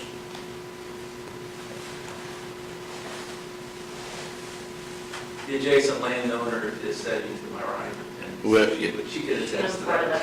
that too. That 3.5 acres is theirs. Can I ask a question? When you talked to the neighbor that provides the water and electric, I didn't talk to them, I talked to the other one that they had the easement on. Judy Gore. Yeah. I'm probably not going to go to the house. you could ask if they'll stop supplying water. I tell you, this Well, board. she said she wasn't, right? She said she wasn't supplying. I don't know Open if and the board notorious, knows. they know they're doing it, it's going I'm through the not sure if record. the board realized that Tara went into a space, and maybe you had an armed person with you that represented. Oh, yeah, machete. She's out there, but like, I don't know. She walked 200 feet straight east and then 100 feet south because you cannot drive back there. It is blocked. And I'm telling you, that And the only that was story she not- had for me is I saw him walking in front of Yeah. his driveway one day with a machete. So the board, I don't know if they know the extent that she went in there, but that was not that had some risk value to it, for sure, to walk back in there. So Customer service. that's carrying the mission. That's, Stop buttering me up. Well, I don't like doing home business now, it's somebody that, I do have There you one, go. I do have one question though. What are they doing, they have that many chickens, Where is that refuge going? How's he dealing with that? When we were there, there was like a pile of discarded shavings next to the chicken coop on the north side. Not a lot, but he does plan on getting more chickens. But until it's an animal neglect case, it's not really a BOA issue because they don't regulate egg production. They only regulate slaughtering of chickens.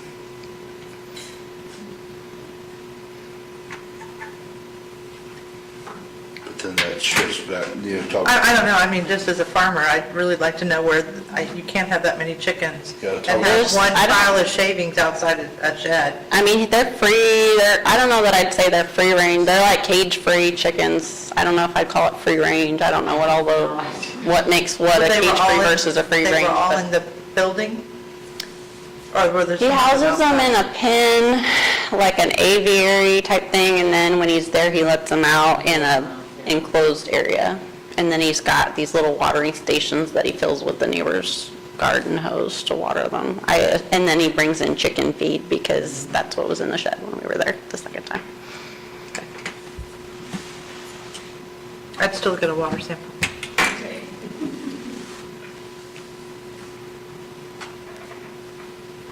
Anybody else on that? Okay. All right. Move along, we've got several. Sorry, can I ask one question? Is there, to Thank you. prevent, as we deliberate this, to prevent a quorum, is there a certain person on the board that wants to work with me directly? Is that permissible? If I keep emailing the board, I don't want to result in a quorum. Is there like a subcommittee, maybe you want to To call it? follow up on To this? follow up on this? Who wants to be my You point can do- person, you Mr. can Miller? do- Nominate Dr. Walsh. You can do two. Yeah, he's an health officer.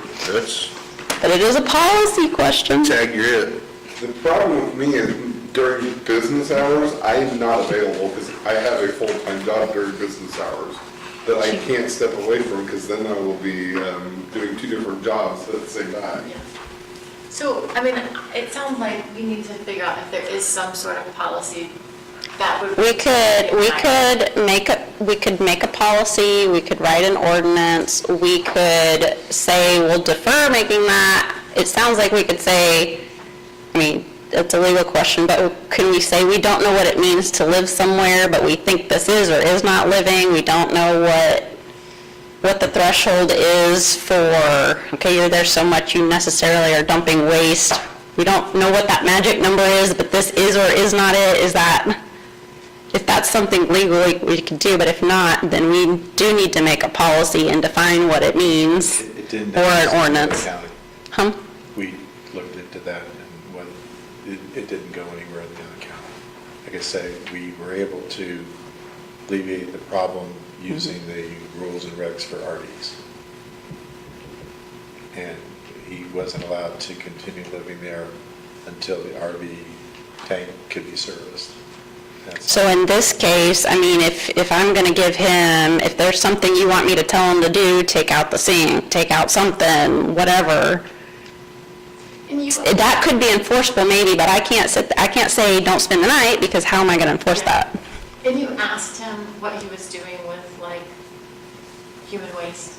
He says what does he say? He either goes to town or he holds it. He says he absolutely does not relieve himself on his property. And we walked around and we didn't see toilet paper pieces anywhere. When I was there, we didn't ask that question. When I was there the first time with the intern, but when you and I walked around, we looked for evidence and there was nothing visible. In per your report, he's saying that he leaves early in the morning, like he shows up. Says he leaves at- And leaves at 5 yeah. a.m. or something like that. So hypothetically, if he's following that schedule, he could use the restroom before he goes there and then immediately gets up at 5 a.m. and runs to the closest restaurant to use another restroom break. And I can tell you firsthand from patients' reports, there are people that only go every 3 to 4 days, or even less in some cases. Usually that's when they end up in the hospital, but that's another story. Would a water sample help because, It will, Yeah. it will, okay. yeah. Because it will detect. But he's got a lot of acreage, so if he's going over here and this is where the water is discharging. But they don't have any, Yeah. honestly, there's no proof that there's anything. Yeah. You didn't see anything? Yeah. They don't have any proof that that is actually in the water supply. So really, the only way that they're going to prove Yeah. that is to get an active sample that shows that. True. And it might show up as not, in which case the environmental risk goes down, which is the big concern, right? Right. So, Right. And the way I mean, she doesn't like it that he's there and residing there, but to me, the biggest complaint is that she's not sure that there's not human waste in the water supply, the watershed. And that's my other question is, where's that line between public health and a private civil action? So if she is alleging personal injury or it's affecting her use of her property, that would be a civil. So where is that? Where do we draw that line? So that was kind of another question that came up. It's that statute about interfering with the use and enjoyment of your property. But he has complied with the things that you've required. And she has every right to go talk And to a lawyer and try to. and he did say if there is something else that you want him to do, he would consider it, but I don't know what else there is to take out, because the sink, when the building department permitted the shed, the sink was there. If we could still ask them to take it out, but they permit other places with sinks and other barns and stuff with sinks in them without drainage, so are we discriminating against Yeah, I don't him in think this we have- case? I Like, don't think we have is that setting a legal- precedent? We don't have legal grounds to ask him to remove anything. Well, and it was permitted with it in there. Yeah. but I think her main issue is just, is there some sort of fecal waste that could Yeah, roll onto her property? And I think the best way to find that out is the water sample. the water sample, okay. And I don't know if there is any sort of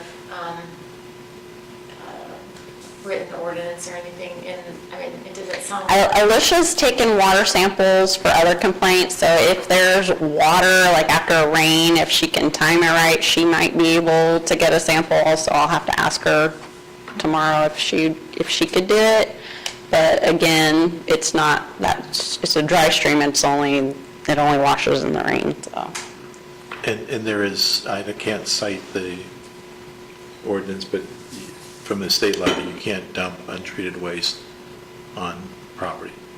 But like I said in the other example, knowing something's happening, in that case, we actually knew, but then proving and doing something about it was a different thing, given all the different ramifications and rules and regs.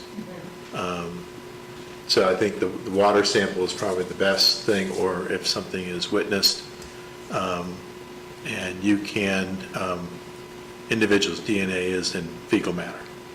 So if there was actually witness that something was dumped at site A, the trouble is how to get access to the sample, because I'm not going to tell somebody to trespass. But if it's witnessed, that's a different story. And then that would give us cause to get permission, either from local or, but the water sample, I agree, that is the best thing. If you get the water sample, it shows you can actually get DNA from that. So when you camp, you dig a little hole, Mm-hmm. and Cat hole. then you put, there sometimes are those little pellets that help Mm-hmm. things kind of biodegrade. And that's like a lot of people in a certain area reasonably close to the stream, Mm-hmm. you know, and that, like, I know it's supposed to be 200 feet. I'm just thinking, like, where is the, like, at what point is there danger versus not danger, Mm-hmm. you know? I would say the state would say that is y'all's determination what is a public health threat in Ripley County. So Yeah. without being an environmental expert, we don't have an environmentalist on our board, so. It's that would be a unfortunate, great but I think you've seen a lot of living conditions Yeah. a lot less Yeah. pleasant than this one. Well, that was that picture of that guy living in the shed that we demolished earlier. He definitely was going into the state park to go dig dumps. And do you think that her horses are more than 200 feet from his property? I would say, it's about that. because that is like, I think that's the camping number, right? Like, don't go Yeah. within 200 feet of what, I mean, there must be some science behind that, I don't know that Yeah. for sure, but I don't know. I'd have to, I can look, I can figure out if there's primitive camping requirements, but IDEM doesn't like any discharge. But I'll ask about primitive camping type stuff and setbacks, but, DNR may be helpful with that.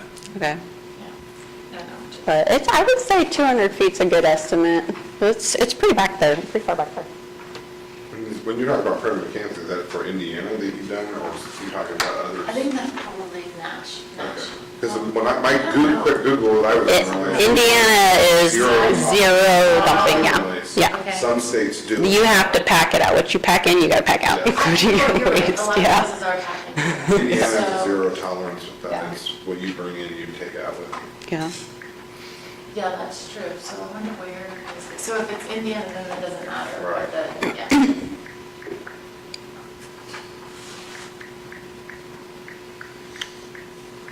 Okay. So, moving forward then, we have several proposed ordinances that were emailed out a while back, I don't remember when, a week or so ago. You wanna start with the education one? I don't remember what I put first.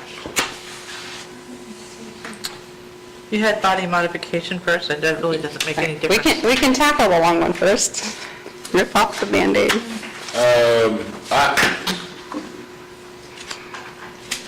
I hope, and I didn't verbatim read this admittedly, but I would hope that we don't have to verbatim read this in this meeting, so, Well, to put your mind at ease, I have asked Tracy to provide feedback. She's provided her feedback. I did ask the state tattoo person to provide feedback. He provided feedback, which is why there was some last-minute changes, because there was things he would like to see, and then the wording just wasn't happening, so then we wound up taking it out. But it has gotten a lot of input. There are other counties that add their own technical requirements. I tried very hard to not implement anything that's more strict than what the state code required. The importance of this ordinance, just like with pools, if the state statute does not outline permitting. That is a local concoction, so therefore, if we are going to permit and collect fees for permitting, we need an ordinance, and we need to also designate, when talking to the State Board of Accounts, we need to designate that this revenue will go into our health ordinance, which is something I'm learning why the other ordinances came up as well. So I called it body modification just because if in the future there are other counties that regulate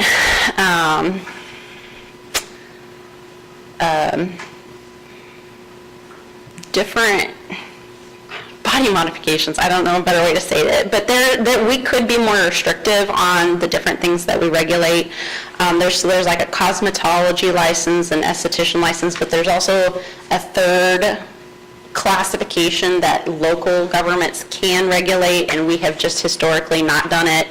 But if a need comes up and we want to just amend this ordinance, I thought calling it body modification would be generic enough that we could cover any type of performance on, things on people providing services to other people.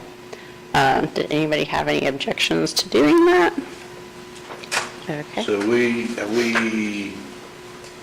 I'll just say collectively, have we perused these, and given the fact that she said that it comes from input from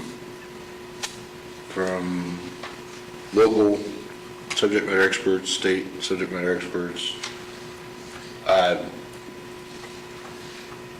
I guess I'll ask, what's your pleasure? Somebody want to make a motion to accept this? We want to Well, I have a quick question about your body modification. get that moving and then thing. talk about it, or? So are you saying that because you just wanted to word it that way, or because you do want to also be overseeing some of the other I- tattoo. Yeah, I worded it to, the way I worded it, it mirrors kind of what we're doing right now, but I just gave it the body modification title, because if we need to, if there's 10 years down the road, if something comes up or someone else comes in and they do decide they want to regulate it, we don't have to write a whole new ordinance. We can just amend this ordinance and add provisions under this ordinance. It seemed simpler for amending in the future. Okay. But- And it may also help us if some of the activities in the large cities come to this area. Think about, there are people doing, non-medical people doing silicone implants and Botox parties by non-medical folks. And that was an issue that came up with the state, is how do we say if you're not licensed, you can't perform these, like what is the verbiage for it? And so we kind of went round and round on how to say you can't perform this without the proper license, but we just tried to, what did I put? It doesn't, I think I put it in the scope section. So basically, we're just kind of leaving it open-ended in case something new becomes trendy and we need to add that to the ordinance. Or even something that's not new but moves to our area that's Yeah. currently going on in a lot of cities. Becomes new here. Yeah.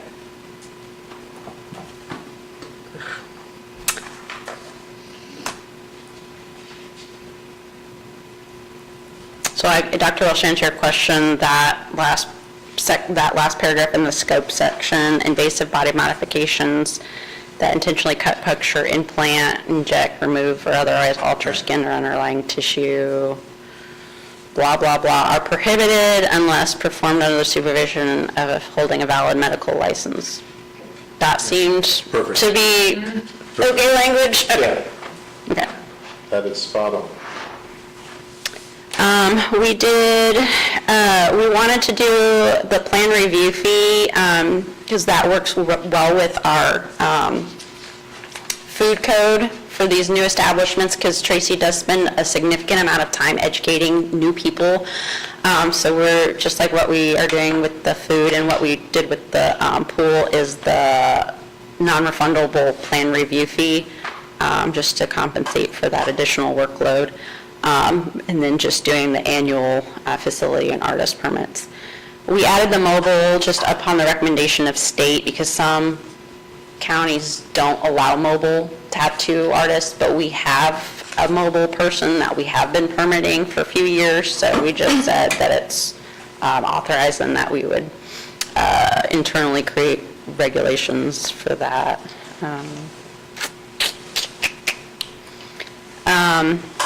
As far as local requirements, the state was vague on the infectious waste, how to handle infectious waste. I would like to see that an actual plan. Some states go as far as to, you have to actually have the contract before you can get permitted.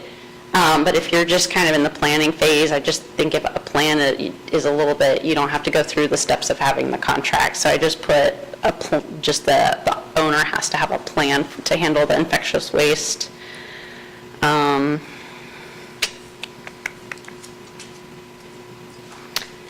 As far as heat treatment, that was a recommendation, because there's different ways to sterilize, but sterilizing using heat treatment in an autoclave is the preferred method, so I did put that in there. I have a question on the plan for the infectious waste. Are you saying I just kind of have to tell you my plan is to get a hold of this company to get all my sharp stuff to them when I'm done? Right. Do we have any recourse or follow-up to find out whether they actually put their plan in place once they've been? That would be, like, when we do our routine inspections, that would be something that could be inspected. I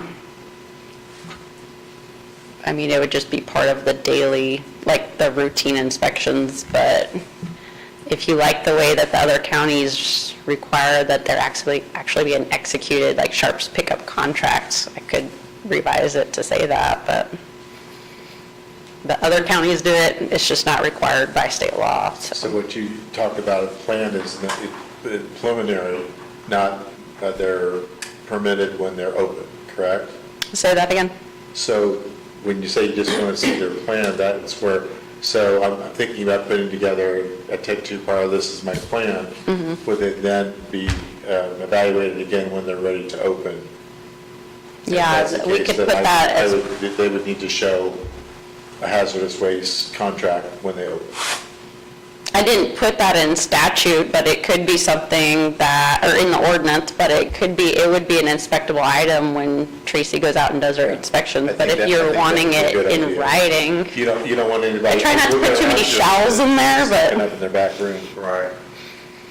And then you're going to find it dumped over a ravine someplace. Because we know they're gonna have needles, or a tattoo parlor, that's what they're Okay. there for, piercings and tattooing, so they need a, I think they should have something in Should place. have. Where's all my sharps going? so you want me to change that to a contract to, I can look at the way the other counties are kind of drafted their contract. If you want, if it's a preliminary, you know, you can have a plan, but if they're going to open, if you're going to do a re-evaluation when they open, they should have a contract. Okay, I'll figure out where to put that. So we're saying that they have to have a contract saying who's picking up their waste? When they're Sounds like ready that's to what y'all open. are saying. They'll bring it here and dump it in. Or I was gonna say. So we accept personal sharps, but if you're a business, please don't dump all your sharps on it. Well, and they're autoclaving, they're reusing, that's what she's saying, they're autoclaving or I think cleaning a lot of their stuff. It's not disposable. Some of it is disposable, but instruments that are reused. You're asking tattoo questions, that's Tracy's, sorry, yeah, I've never gotten a tattoo, I'm sorry. Okay, I'll look at where to put the contract. If it's in one of the inspectable items, I can put that with the inspections. Any other questions, thoughts? Do we want to, I move we approve it. approve with the The Sharps contract. additions, corrections, whatever you want to call that? Any other comments, questions? Second that. I guess I don't know that they should have to write where they're. I have sharps at I call whoever to come get it or whatever. I don't know, like, do you have something in place that someone comes all the time? Okay, I guess. Yeah, every It's kind of small. quarter or something like that. But, yeah, I guess I just don't know how many sharps they would have if most of their stuff is reusable. And if it's once Yeah. a year, do we have to have that in writing? And what are the changes? Like, do they have to then notify us? I don't know. I think, but what she's saying is when they're inspected, as long as they can prove that they have. Some had- plan. Okay. Yes, that they can Some prove it at means that of point. disposal? You got a Yes, ma'am. staff So member? we have had statisticians actually bring them in to us and do the syringe exchange. Just an FYI. Didn't know that. A tattoo place? They do Like microblading or fine line tattooing. Permanent. the eyebrow, probably the eyebrow It's stuff? an actual, like, just a small tattoo. Okay. So like, you wouldn't be going back over and shading and all that, it's just a fine line. Well, we're broadcasting live. We will accept personal use of sharps, but not businesses' sharps. So there's a motion and a second to accept with the corrections. Is there any more discussion? None? All those in favor? Aye. Aye. I think that was unanimous. There's nobody opposed, correct? And then there was a question for DocuSign. Do we still want DocuSign signatures from everyone, or Mr. Smith, do you want to be a sole signature on behalf of the board? Because that question was posed to me. Is there an issue with everybody DocuSigning? I would prefer that it just goes to everybody, but, Okay. Yeah, but Okay. I mean, I see there's, why not? Do you want to do community education or vital records next? All gotta get done. Vital records. So the only reason for the vital records ordinance is just with the State Board of Accounts wanting language saying that our collections are going into the health fund. That's why I put this together, just to designate that these are fees and that they will go into our health fund. But with that, there were a couple changes, some recommendations when talking with Missy that we thought this would be a good time to make those changes.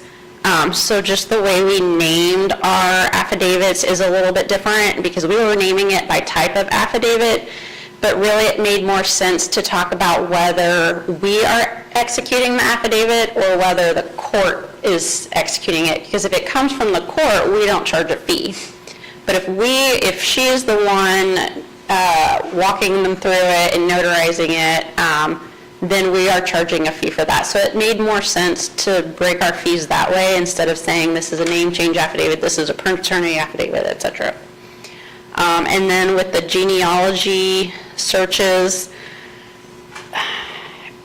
there really wasn't a good way to explain what a genealogy search was because we get people saying, I want my birth certificate, but maybe I was born in maybe Ripley County, maybe I wasn't, maybe this was my last name, maybe it wasn't, and suddenly we're doing a record search on this person. So I wanted language just to say that it was within the health department's discretion whether this is taking a significant amount of time and whether we should assess a search fee. Do you have objections to that? Do you have to be specific of how much time is too much time? Yeah, this just. I would this say just any says- search outside of Ripley County Okay. is a search. And Okay. that would be when the fee would be. Well, unfortunately, we have a lot of delayed births, so it's like we are going through 5, 6, 7 different books, just. I don't know if I was born at Margaret Mary or in the county. I don't know if my last name was A or B. I don't know if I was born in 1976 or 1978. We found one by finding their twin first, and then we found the person. I So, mean, it's insane the work that Laura and I can put into trying to find said birth certificate, death certificate. So that's why Yeah, there's do the math. a factor that you would want to charge a fee. Because we were talking before about setting limits on times and Yeah. stuff like that. I mean, we can define that a little bit more. The way I have it worded is just if they provide insufficient information to locate it within a reasonable time period, but we can be more, So we can, how much time? Specify a little bit So I more. come in and ask for a birth certificate, copy of my birth certificate. So What's my the, what's the, first question to you would be, where were you born? Margaret Mary Hospital. so if I, Then I if I would know say- where, so just to say, I know where I was born, I know the year, I just want a copy of my birth certificate, how long does that usually take? If you're in, it really depends on the year, I'll be honest, because it I mean, depends just- on what database you're in. Well, back then it was chiseled in stone. If it's like 2009 current, it's really easy. But if we've got to like go back to Smart, or not all the information's in Drive, it's going to take longer. I'm just trying to get a About 10 ballpark. minutes. So 10 minutes on a standard, Yeah. no, But now, if you've called me and you don't know what year you were born, I think it So I- takes 3 people, days. what, like 4 hours? So you're So I would- talking 3 times 4 is 12 man hours of trying to find this so person. I would say standard, what you're saying, standard time frame, we're talking 15 minutes. Yeah. If it's within that time frame, regular fee. If it's beyond that, Like, some of them are in the back of the book that's not even that year. if it's not at a standard time, then it should be subject to So the we higher can fee. change it from reasonable time, we should change this to within, Are you charging the same fee then if it takes you an hour or 12 hours? Yes, That's wrong. So is it's a that, flat $25 for a birth certificate. but when you change it and you're adding this genealogy search, are you still gonna charge a flat fee for this search? Like whether you spend 1 hour, like maybe you should charge per hour or something, I don't know. Could do that. Like if it's under 15 minutes, it's this price. If it's up to an hour, it's this price. And then every hour, it's Additional. But you probably have to give them an idea because nobody's wanting to pay you up front for, I would classify it as a standard birth certificate that you can find in a reasonable amount of time versus an investigative birth certificate. Oh, I like that. That's good. yeah. Very good. Yeah, but I was gonna say, we had one where we had a name, and we thought we had the date of birth, but not the year. Do you remember that one? They just found it on the floor, and they sent a picture of it. Yeah. I think we looked for almost a full week and had no luck. So I think that you can differentiate between the two, Yeah. and you can tell the person upfront, Yeah. if this is a standard one and I can find it in a reasonable amount of time, this is the fee. However, if we have to investigate further in order to get the information, this will be an additional fee. And then they can tell you whether they want to do it or not. And maybe up to a max, so that like if, because, yeah, I think they need to know like it's not going to be any more than this price or something. But I don't think it's unreasonable to double the fee. No, if it takes a week, that's ridiculous. You can't charge $25 Right. for that. Yeah. Your time's more valuable than that. Thank you, Dr. Welch. And then, with the notary, she's not allowed to charge notary fees for forms that we would already do, but if she's just providing a service to the community that's not related to health department affidavits or whatever, we wanted to throw that in there just as a customer service. I'm not setting fees right now. That will be when we revise the fee schedule whenever we get through this. And I'm unfamiliar to a point with some of the notary stuff, because I used to be a notary. Are those fees allowed to be charged by the health department, or is that only what you're allowed to collect? I am only allowed per state Signature. code.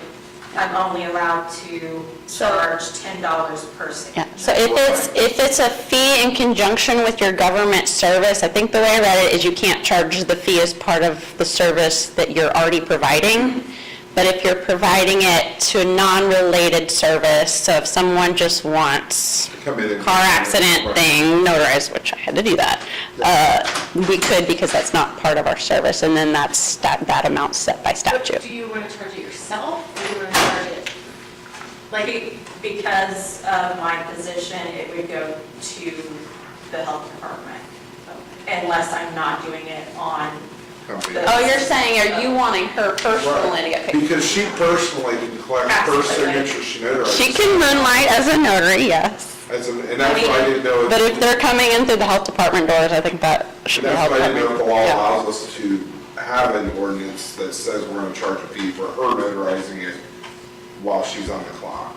That's why, because I know you can order a Yeah. $10 per signature Yeah. fee if you wanted, if you're doing it as a personal thing. I was gonna say, I know other health departments, they do charge. As long as it's $10 not fee. related to our health department processes, we can, yeah. Yeah. So if you're notarizing something for a birth certificate, you're not going to charge a fee. Right. But if I come in and say, will you notarize this for me, then you're going Yeah. to charge a fee. Yeah. Okay. If you want to read, I think that statute in there is the statute that I referenced that talks about what you can and can't charge, so. It's been a minute since I was a notary, that's why.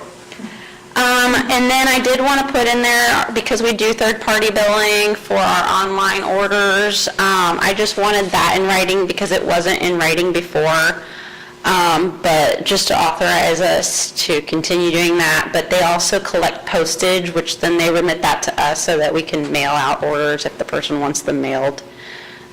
So we already do that, but it's nice to have that in writing. Fee waivers, the state requires that we do a fee waiver for homeless. There's some state ones, but we talked about additional fee waivers that we would like to offer, so it's a great time for your input. We would like to do fee waivers for people that are released from custody because we want to make sure that our people being released are getting employment, and we think that this would help ease their ability to get employment. And then we would like to do birth certificate fee waivers for homeless individuals.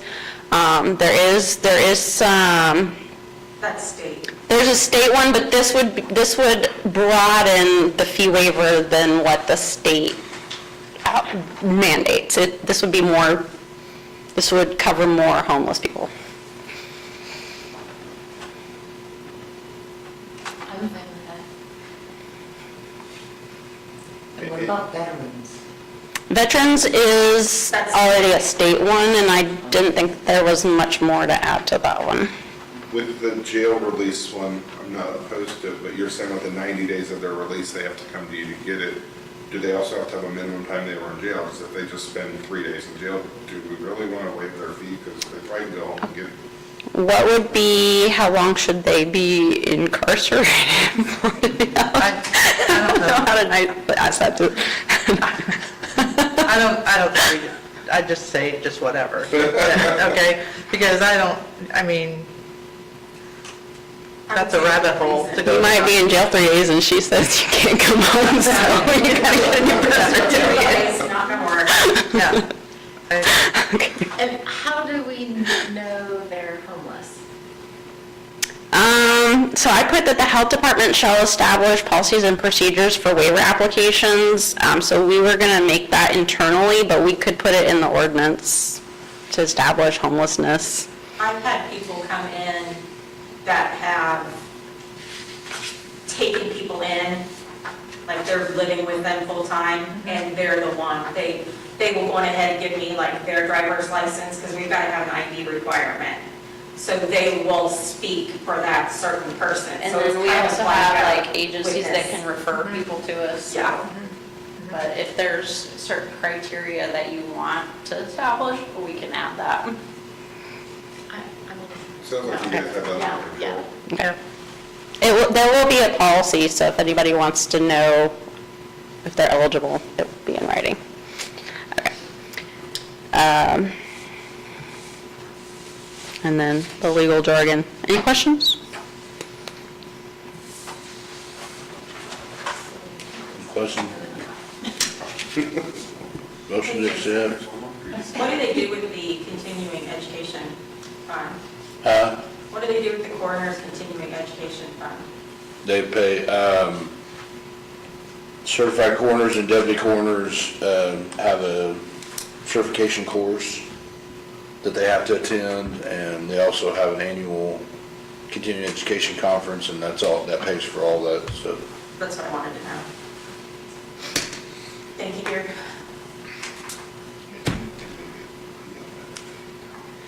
Anything else? We've not modified this, have we, or?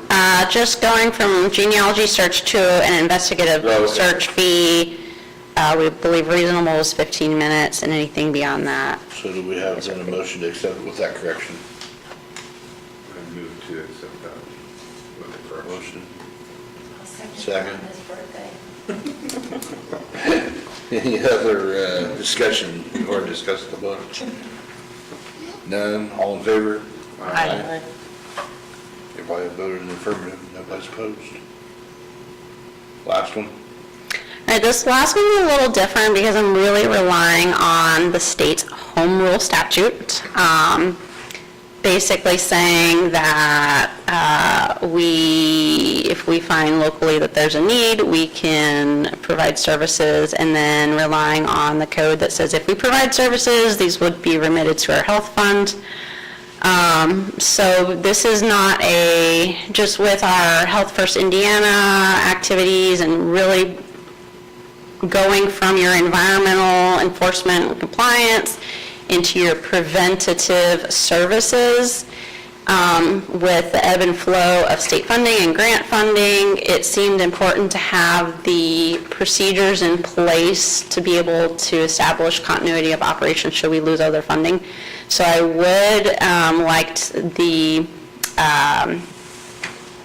authority to collect funding. We don't necessarily need to collect all this right now, but should the need arise in the future, it's important to have that in writing and then being able to deposit into our health fund. These are just some examples of, I just tried to be pretty vague in some areas, but there are some, when it gets to the courses, those are the courses that I'm thinking of right now, but there could be other courses in the future. But if we, what was important, what for me was also a policy when we're charging fees and not fees, because if there's revenue coming in, we don't need to charge the fees because we have other revenue, versus, okay, we lose that funding, now we're going to charge these. I think there needs to be some kind of policy or SOP that I can keep on hand to outline when we're charging these or not charging these. Do you have that or plan? I haven't written it yet, no, Have that, so, because I haven't had to charge any fees yet. Well, I take that back, I did charge a CPR, one CPR course, for one CPR course. I am, I'll speak first. I'm torn on this. I do appreciate the need to be able to sustain things. I mean, she lists obviously course materials, supplies, instructor time, preparation, mileage, travel, equipment, sustainment, or, repairs, replacement, all that stuff. I don't know. I mean, part of me says these are things that we do, and we do them because we have whatever funding we have. I mean, if we're saying it's HFI funding, if we're saying it's local funding, we're providing, if we choose to provide these courses, these services, we're doing that under the auspices that we have the ability to do it because we have the funding. And I guess if we don't, we don't, but I don't know. I'm a little torn by saying this is fee, and then I get having a policy that says this is when we charge, this is when we don't charge, but I don't know. What's everybody else think? Who normally takes these courses? So the babysitter class, Kelly's here, she can talk about it. So there are 3 courses that I teach under the Safe Sitter company. So there's the Safe Sitter Essentials for babysitting, and that's for kids, typically 6th through 8th grade. And then the one that made me late to this meeting tonight, that was the Safe at Home course. That's for 4th through 6th graders, so kids who are starting to be at the age where, they're going to be getting off the bus, be home alone for the first time until parents get home from work. Situations like that. And then there's also a grandparents course, so for grandparents who maybe are having their first grandchild and haven't, changed a diaper in 30 years or 50 years, and they maybe want to learn infant CPR and infant choking rescue and things like that. So for my Safe Sitter courses, it truly is from school-age kids, elementary, all the way to grandparents. And it's currently free. Currently, We're offering it for free, but we do have expenses, like we pay for the supplies and the workbooks. And I think when you took it, many years ago, I don't remember very well. I don't remember. Do you know if other health departments are charging or not charging? Some health departments charge, others don't. I mean, I forget who I was talking to just the other day. You'll see some people charging, or some departments charging as much as $30 or $40 per participant. And I know with the CPR, health departments right now are doing CPR for free, but they are discussing with HFI cutbacks, discussing doing this, charging for services and getting, policies in place. But as far as I know for the CPR, I don't know that any other health departments have passed that yet, but they have discussed it. I don't know, I guess my thought is that I think people will pay for things that they need to have, like CPR, like a lot of people need to have that for their job, but, I think it might be a little harder to get, I guess if a kid is a babysitter and they could advertise, I have this training, that might help them, but I don't know, I guess I'm a little bit torn too, not knowing if we should charge. You could try and see if people pay for it or not. It would basically, it wouldn't exceed costs, but it would be if we lose funding, and, I don't want to have to cut back programs because we can't afford the workbook for that class. So if this is a way we can kind of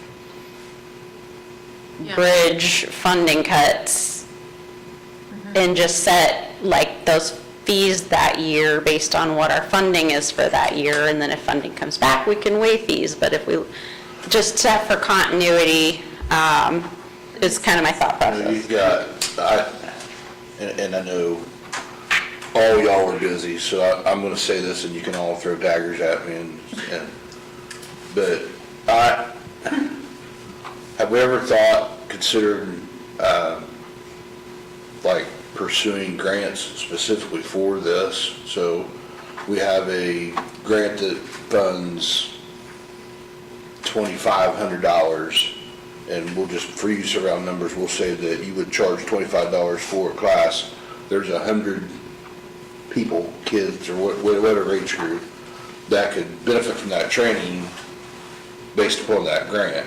Can we use our own mini grants for our mini projects? Yeah, fund ourselves. I did put some supplies in the grow grant, but oh my gosh, I don't want to say grow. But that way, then you don't have to, I'm not saying that we don't need to implement the fees. I'm torn, but I think there's other avenues. There's other Could avenues. also backfire on us, like we have these fees in place, then when it comes time for funding, the funding people say, yeah, you don't need the money. So we're gonna cut your funding because you're already charging the fees. Yeah. You go, and then like you said, I completely understand the thought process of, well, if we've got funding, then we won't charge, but if we do, then we don't. So then we're gonna be going back and forth, and it's gonna be muddy, it's gonna be confusing. I don't know.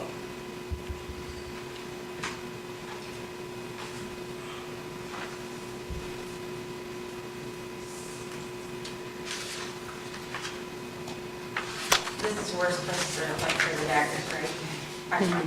Throw the daggers because I said, in your free time, when you write some more grants and get some more money. I get it, there's no free time. I'm already writing one for telehealth right now. This is the pot calling the kettle, yeah. Sorry. I'm quite clear. I just move we table this for current. You can also go the opposite side of, we talked to elected officials about HFI. There's all these great programs, and if we get the HFI funding back, we can offer this to the public from those funds. If we don't get the funding and we still want to give it, then we may have to charge fees. So you may want to, I like the table idea, but put it in your back pocket, because if they don't follow through with the HFI funding, then we may have to pull it out. I think this ordinance is specifically directed at community education, but I think that is the reality of all of it. They cut the funds. If we want to continue projects, we have to generate the revenue somehow. Right. If it's not going to be given to us, so to speak, or part of a budget or part of tax revenue, then we're going to have to charge for it. So it may not be community education, it may be, heaven forbid, it may be essential services. Right? If it gets that low and it's something we deem to be essential, that we have to charge for. So, do you have a motion to table? I'm sorry, Mrs. Spitz, we're not ignoring you. Dr. Walsh just started talking after that. Someone second? Motion table, we'll put it on the table. I'll second that. All right. Everybody in favor of putting it on the table? Yeah. All right. Tabled. Try to figure out, is that the route we want to go, I guess. All right. Next on the agenda is comments from staff. Terry's been standing up here all night. She has more comments. Okay, we got 2 thumbs up and his tongue stuck out. So, Candy's out right now, so. Lord, She had a comment. Make- Do you have any comments? Make- How's your walking stretch going? Nate Candy, come talk. No, I'm good. I did hear a couple people at EMS talking about it on a Wednesday, and they're like, and I know the heat index that day was like 102, they're like, oh, I'm not walking the stretch today. So she does inside? No, I'm just gonna try for one more month and that's it. They had already made like 4 runs that day outside where it's hot, they're like, no, never One mind. comes every single Wednesday, Yeah. I try. And so is Darren. Sometimes. Yeah, you do. Yeah. Next is public comments. There's nobody from the public that's left. They all made their comments, so. Next meeting is when? It I think it'll says, be October 13th. Is it the second Tuesday? Yes. Okay, October 13th. are we good with that? Sticking to the regular schedule? I know sometimes October is a, That is fall break. Is it fall break? I don't have Is any it? kids in school anymore, so. me neither. It comes off of a 3-day weekend because government's off the Monday before that. Columbus Day. Oh, yeah.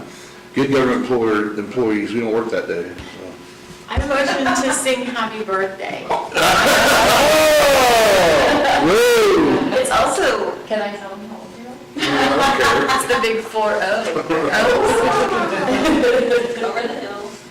I have not gone with 40, I'm in better shape, in better health There you today than go. what I was 10 years ago. Hey, people that don't know, I have, in the past year and a half, lost about 160 pounds. All right. Running half marathon? And I'm signed up for my first full marathon in October. So you can. Yeah, points. Is that before or after the 13th? Yeah, boy. Wellness work, we need you. I told my employer I'm courteously abstaining because I work for Decatur County. And I live in Ripley. Yeah. Hey, I live in Decatur County, and I work in Ripley County. I am not giving my points to Decatur. We got enough. Yeah. That's what it So sounds. when I leave here, I'm going to do a 4-mile run and then going to the Y to live, so. Oh, my. Okay. Happy birthday to you. Happy birthday to you. Happy birthday, dear Joe. Happy birthday to you. At the last meeting, if you hadn't noticed it was your birthday tonight, we probably would. No,